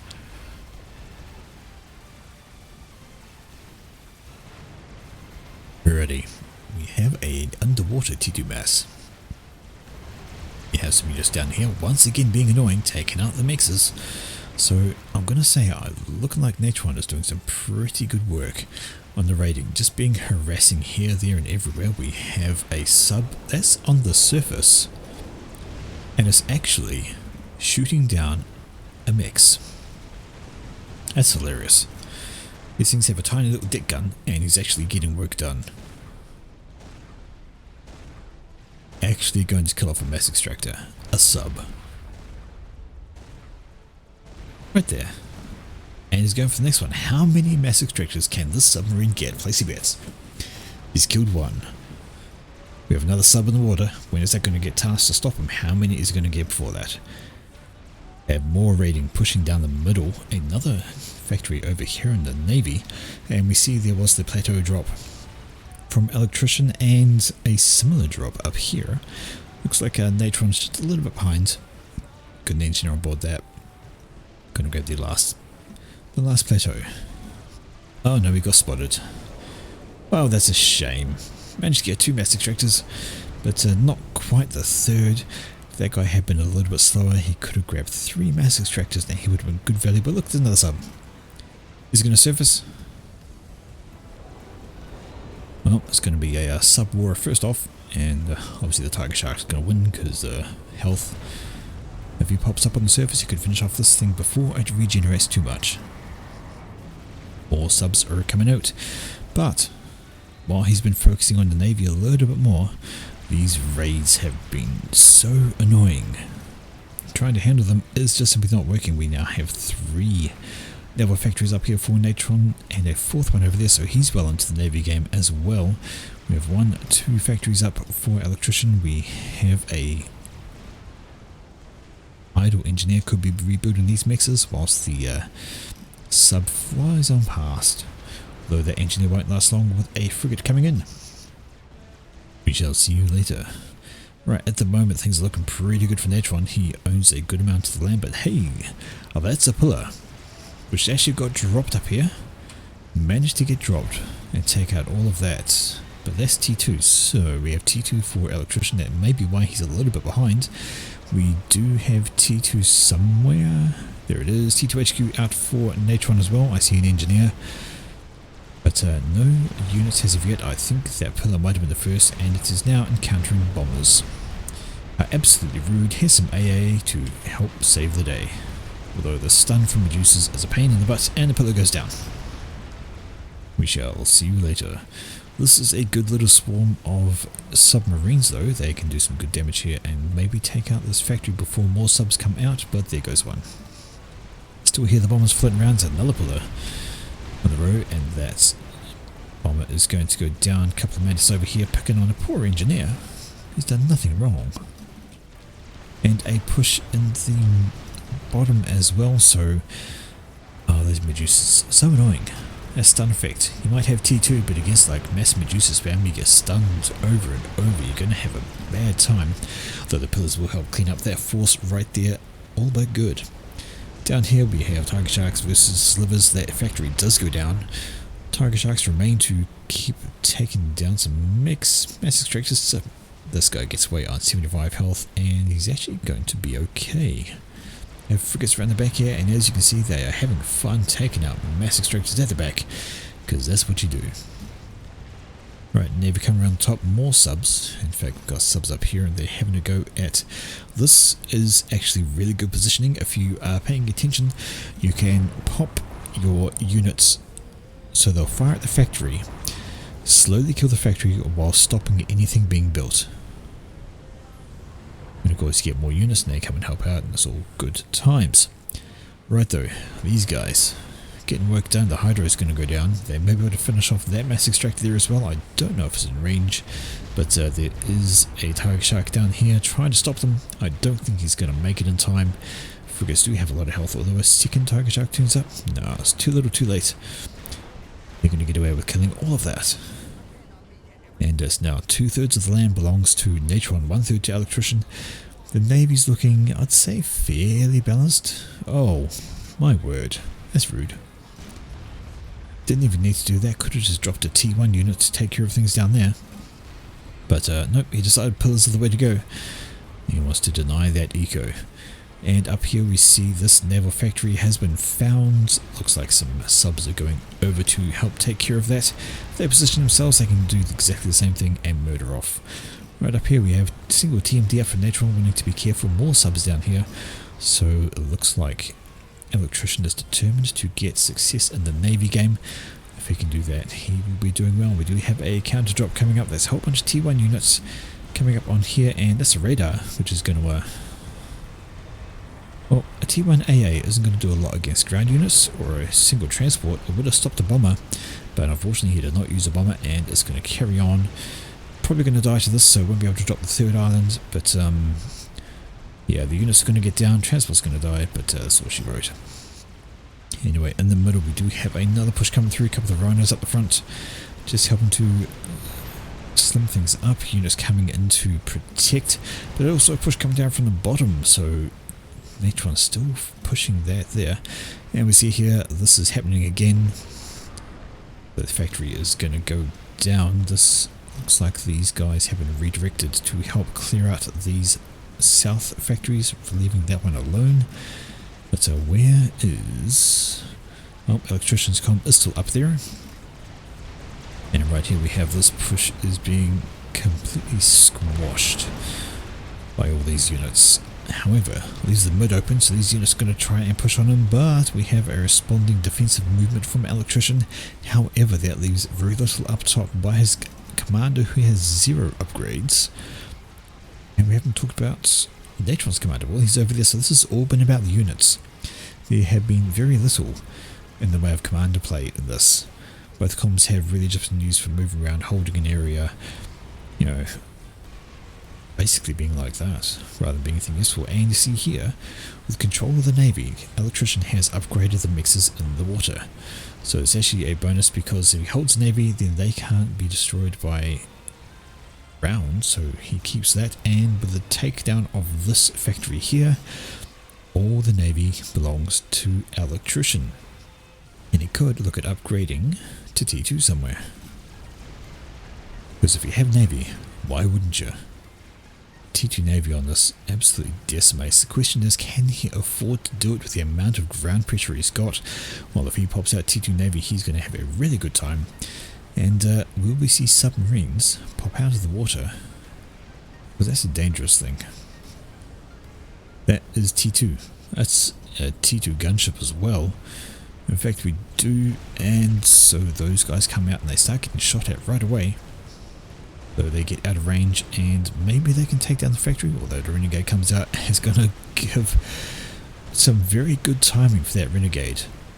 It's actually going to cause havoc for these poor subs who just happen to surface at the wrong time.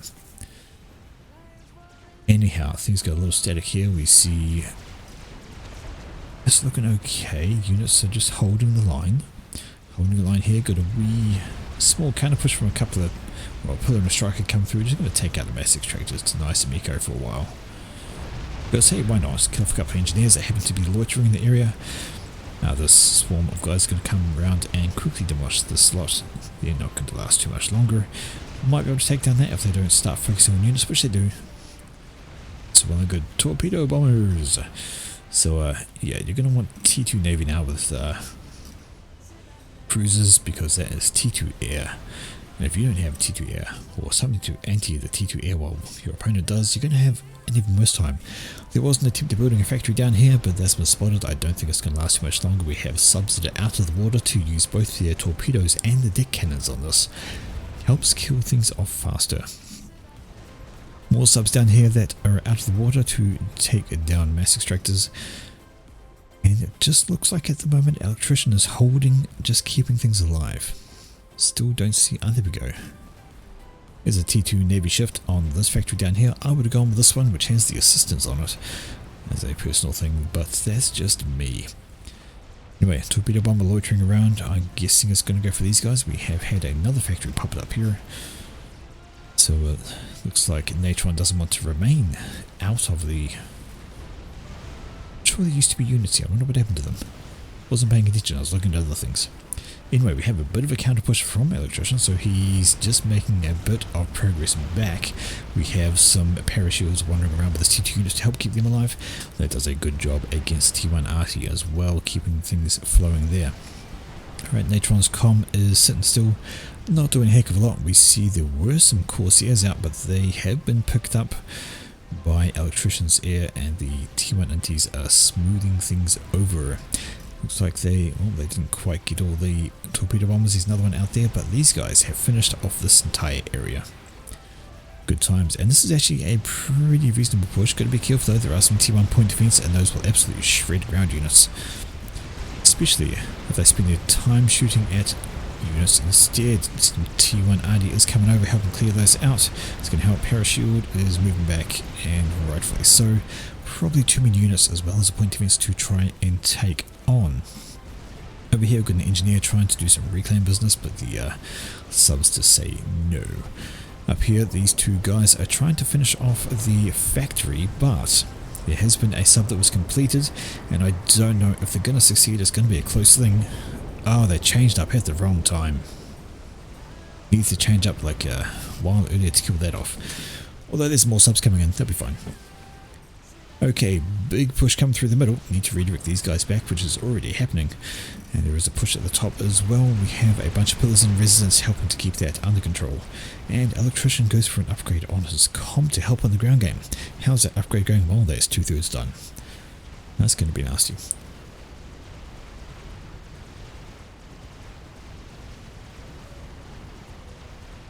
Oh, but expect cruisers. Be the first thing out of there. We see we have another drop coming down here. More units. However, those are engineers. Curious decision. And it looks like Electrician is actually paying attention. He's got his engine coming over. Is it going to be a reclaim?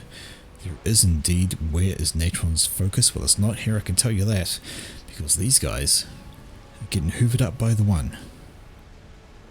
So I think he's actually paying attention around here, maybe moving things back, or maybe up the top here with that little raid. And no, there we go, he did notice in the end. And that's a capture order, so turning the tables for that, making it his.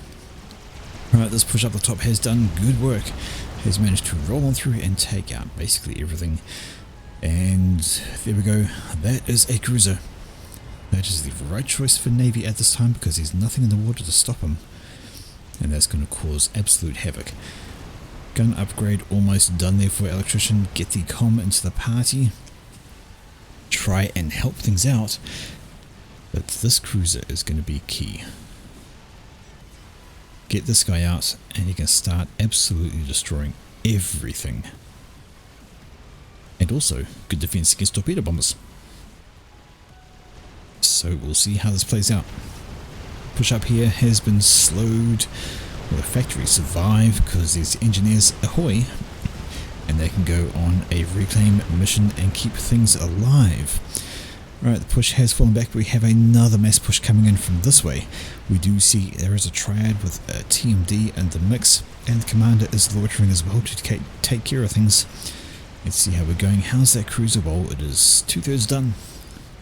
We are just about good to go, and there we have a renegade which has been doing a lot of work. It's got itself 12 kills. My oh my. That has been one very, very busy renegade. What are you doing? Are you repairing? You're repairing. And doing a pretty damn good job of it as well, actually. The renegade is losing against a T1 engineer repairing a mass extractor. That's amazing. Then the renegade swaps up to the engine and is gone. Just like that. Cruiser is out. We should see that renegade die very shortly, although the inties are ahoy. Mass extractor survive? No, it won't. Alright, there we go. Cruiser says no to torpedo bombers, and we're going to start seeing those TAC missiles come out, and there's going to be a bad time. Unless Natron can do something about that. Because those are interceptors. For them to fly over the cruiser is just free veterancy. Trying to scare it away? Well, it's worked. It has fallen back, but those are all inties. You don't need to worry, Electrician. Just keep pushing it up. Push it right the way around and start murdering. Looks like he's taking the slow route. Just the single one wants to get a... Yep, that's a shield boat. So, cruiser under a shield boat. Even if you have torps, you're going to have a bad time. And indeed, he has switched up to mass torp production. Decides he doesn't want to see a cruiser. Trying to get another naval factory. Grab these guys and move them over. Job done. There we go. Shield boat over the cruiser. You're going to be good. And now we have a group of units up here, group units here, some units here. A gun comm was in residence somewhere. There he is. And some more triads. Just picking up around the base. Give a bit of space. And T3. Oh my word. So completely missed that upgrade from Electrician. He's been keeping himself in the game. But he has T3 and we see a responding T3 shift from Natron. So he's seen the T3 factory and he's like, yeah, how about no? And looks like he is not wanting to let that happen. Okay, cruiser is on the move because he has to stop this. With this thing get out a bunch of subs, it's going to actually be bad news for the cruiser because it has no sub defense. Though there are some more subs coming out to assist. Another one coming around to the north. Alright, T1 RD just loitering around to make issues. Electrician, there we go, we've got some Titans out and they are going to have a fun time against all of this. Boy, would they just walk over all that. Cruiser's on the move, and is he damaging his own shields, trying to blow those up? Well, apparently. That seems like a silly thing. Either way, there's still a lot of torpedo bombers. Shield or no, so they have to be a little careful. Looks like the Tiger Shark has found the factory. There is one more almost out. Cruiser is down here and looks like it has been zeroed in on. The air wing is in residence to help defend and defend well. It does as a well-timed sweep. These guys might get one volley away, but hey, the shield holds. And the air is gone. On the land. What's that, another cruiser? Does have a couple of Tiger Sharks out to help defend. There is one sub there, but if we grab these guys in, especially with a shield, that's going to cause no problems whatsoever. Up here there is a gun comm, so Natron has brought his commander into the battle. He wants to join the fun, and that's quite a bit of T2 on that front. Up the north there's been a push out here. Where have those Titans gone? I've lost them. Here they are, back in the base, just being defensive I think. Just wanting to keep things happy. Electrician recognises the incoming problem and is starting to defend up, whilst here we see the cruiser. And is the focus on this factory? Well, yes it is, and should this go down, that's going to be quite the problem. I don't see any TMD that has been built. There's some going down there, trying to get it up quickly. But as soon as we get that second cruiser out, where are you going with your subs? You want to take this down? Is that a repair attempt? It is. The zapper is up. There's going to be a second one that's going to help keep things alive. But your torpedoes, your subs need to be up here helping defend before that gets in range. Alright, we see defending units trying to hold off the swarms. Titan's going to have a fun day, like I said, and of course there are triads around. Just a few to help. The numbers didn't complete that one. Kinda wanna. That close to being done, you really want to fix that off. That's some extra firepower. And Electrician needs to be careful with his comm. He does have the gun upgrade and T2. H1 has the gun upgrade, but he also has a rank in veterancy. That's going to do a little bit better there. Oh, finish it off, it hurts. Yep, Commander can't get too close on that. Titan's going to have fun down here cleaning up all of those. Now, did we have that T3 finished there? We did indeed, and those are Loyalists coming out. Of course, Loyalists are going to be really annoying when it comes to attack missiles because they deflect. And Wagners. Not an awful choice. Get some tanks underwater, and they're going to slow things down there really, really well. Might be time for destroyers. Certainly there's a lot of cruisers, and well, Natron has to be a little careful. Well, he's got T3 in his base, he doesn't have them up front, and those Titans have cleaned up a lot of this. And that is a lot of spam for a commander. I'll get them in there, please. Move them up, do some damage. Where you going? Wanting to hold them in reserve, it seems like, doesn't want to lose them, has got triads down here helping thin out numbers. But these guys up here could have caused some... Then again, I get it. It is a gun com, the overcharge could be bad, and you want to hold against things like this, the counter push down here. I think Percival's are the answer. Looks like he's like a unit ahead of me there. So already got Percival's out. Because if there's T3, there's bricks. Nope, still doing lawless, so still going for that tech reflection. And subs are here helping take things down. Honestly, you could actually surface these guys. Although they're coming over to pick up the wagoners who are being a pain in the buttocks. There we go. Loyalists moving to the front. This push here has been decimated by Titans. 14 kills on that guy, 17, 11, 11. They've been getting work done. A bit of a pause there for some reason. I imagine that's fine. But these cruisers have had to fall back in the face of both.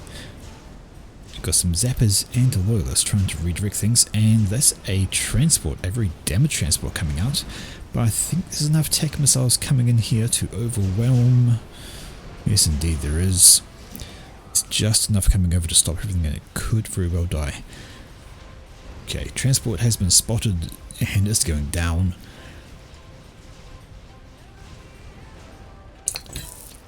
So a good pickup there by Electrician. And he's actually done a very good fight back here. We see those loyalists are out though, they're going to cause problems for the Titans, so that's why the Percivals, which are sitting here. What's the rally point of this thing? Well, they're supposed to be moving away. In fact, there they go. So Percy's on the way. Looking pretty good.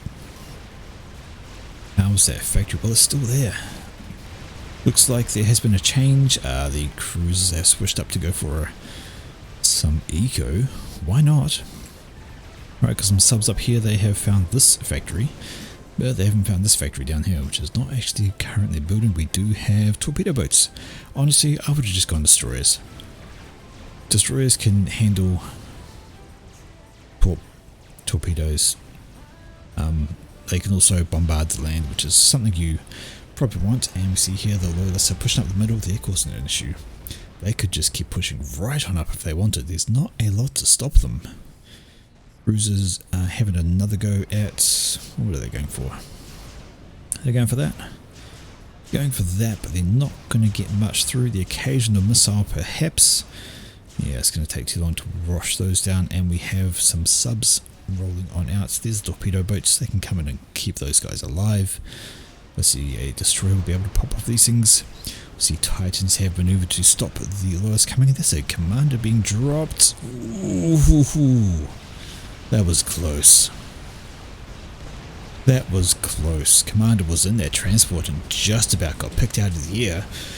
So close getting done on that front. Now, Coopers are here.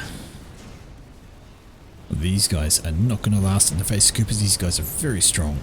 Not only are they 2-2, but they have torpedoes and torpedo defense. They will absolutely swarm over those guys, and there'll be nothing left. Easy as you like. Cruisers are free to do, well, anything. We have a push on the top. That's going to get swatted out of everything. And a commander standing still. Not sure that's a great idea. Where were those Percivals? Well, there they are. Redirect those things down to the bottom. And gun comma, no, you don't want to tangle with Percivals. How are we doing? Well, we are spamming up tactical missile defense like your life depends on it, because it does. Absolutely does. Engineers down here trying to put up another factory. They're going to die. That factory is building subs of its own. And another cruiser. Which is... maybe lobbying against these things is a bad idea. Alright. Titans are in residence, as are Percivals. So all the T3 is down the bottom. But we have more loyalists up top. Still don't see any bricks. I would have thought we'd see some of those. We have bombers in the air going after the torpedo boats because, hey, they have no anti-air capabilities, so why not? They're pretty weak to air. Probably a good choice. We're going to see that factory die a horrible death. See these guys run into loyalists, which is going to always be a bad time. T3 just about done here, and uh-oh. Datron, you need to be careful. Might have a gun comm, but these are Percival's. Should you be seen and should they focus on you, you are going to go down in health very, very quickly. Oh my. Up here we see these guys have pushed right up. They are determined to stop any kind of air getting out. And they're going to do it too. Sitting there under the shield, and maybe the attack missiles can make it in. Oh, there we go. I missed it. I'm so sorry. I thought Natron was falling back with his comm after seeing the Percivals, but no, he's walked forward and the absolute barrage. Ah, if I could rewind a cast by half a minute, I would love to. But that is the only answer. Just while I was checking up here on the Navy situation where the cruisers are doing wonderful work off the coast, Natron just walks a little bit too close to a handful of Percys, and well, we know what Percys can do. They will absolutely destroy you. And he's gone. We did have some T3, more T3 coming. We had some Fire Beetles, we had some Loyalists. Still no bricks though. Still just with the list, but you can see what happened there. So Electrician was under it for a lot of the game. He was surviving on 1/3 of the map, just trying to keep the chokeholds alive whilst he focused on trying to win out the Navy. And once he had won out that Navy, switched up the T2 after he got Natron out of it, along came the cruisers and they made a huge difference, because he had to focus on putting some eco into TMD. He had to try and keep this alive because that was necessary, along with trying to keep that alive. Loyalists were coming out, and just while Natron had been effective in the early game with raiding from different angles and keeping the pressure on at different places, Electrician had been effective with the Navy raiding, keeping subs going around and keeping Natron from getting a decent foothold in the naval games. So there you have it. Could have gone either way. There'd been a little bit of a seesaw in either direction. Natron could have come out with some of the land raids working out. He had Fire Beetles, so he was planning something with those. May have been a rusher on in. Of course, Fire Beetles, while they aren't terribly weak in great numbers, they do good against Percivals, particularly because of the slow rate of fire. But there we have it. Natron getting just a little too bold with his comm, and that is him down by Percy's. There we have it, folks. Again, I apologise for absolutely missing that, but I was 100% sure that Natron was actually walking backwards with his comm, like he was actually retreating away from the Percys. But turns out, no, he decided to walk forwards again, ousted himself the game. There we have it, folks. Though, Tag Craftius, fun little map. That is actually going to be me for the night, so I've given you over 3 hours of casting here. Plenty of games to watch, plenty of games to have fun at. Feel free to rewind. If you have some games of your own that you know of, or any replays you've seen that you think may be worth casting, hop into the Discord. The link is in the description down below. Jump into the channel. There is a text channel for replays. Slap the replay ID in there. I will have a look, and if I think, yeah, I could cast that, I will. I'm not 100% picky about what I cast at this stage. I do prefer a reasonable game. Prefer the ones that are slightly more open rather than a just an eco rush versus. I will do the occasional eco ones like the Astro pass that was done tonight, because it involved both air, land and navy. Please don't bother with anything like thermo or the pass. Those are just boring. They are dull as hell to cast. But yeah, so thank you for hanging around, guys, and take it easy. Have yourselves a good day, morning, night, whatever your time zone is. Take care, have fun. Good night, Altizen. Good night, Freeman. You guys enjoy your day. Stay safe, and we'll see you next time. Farewell.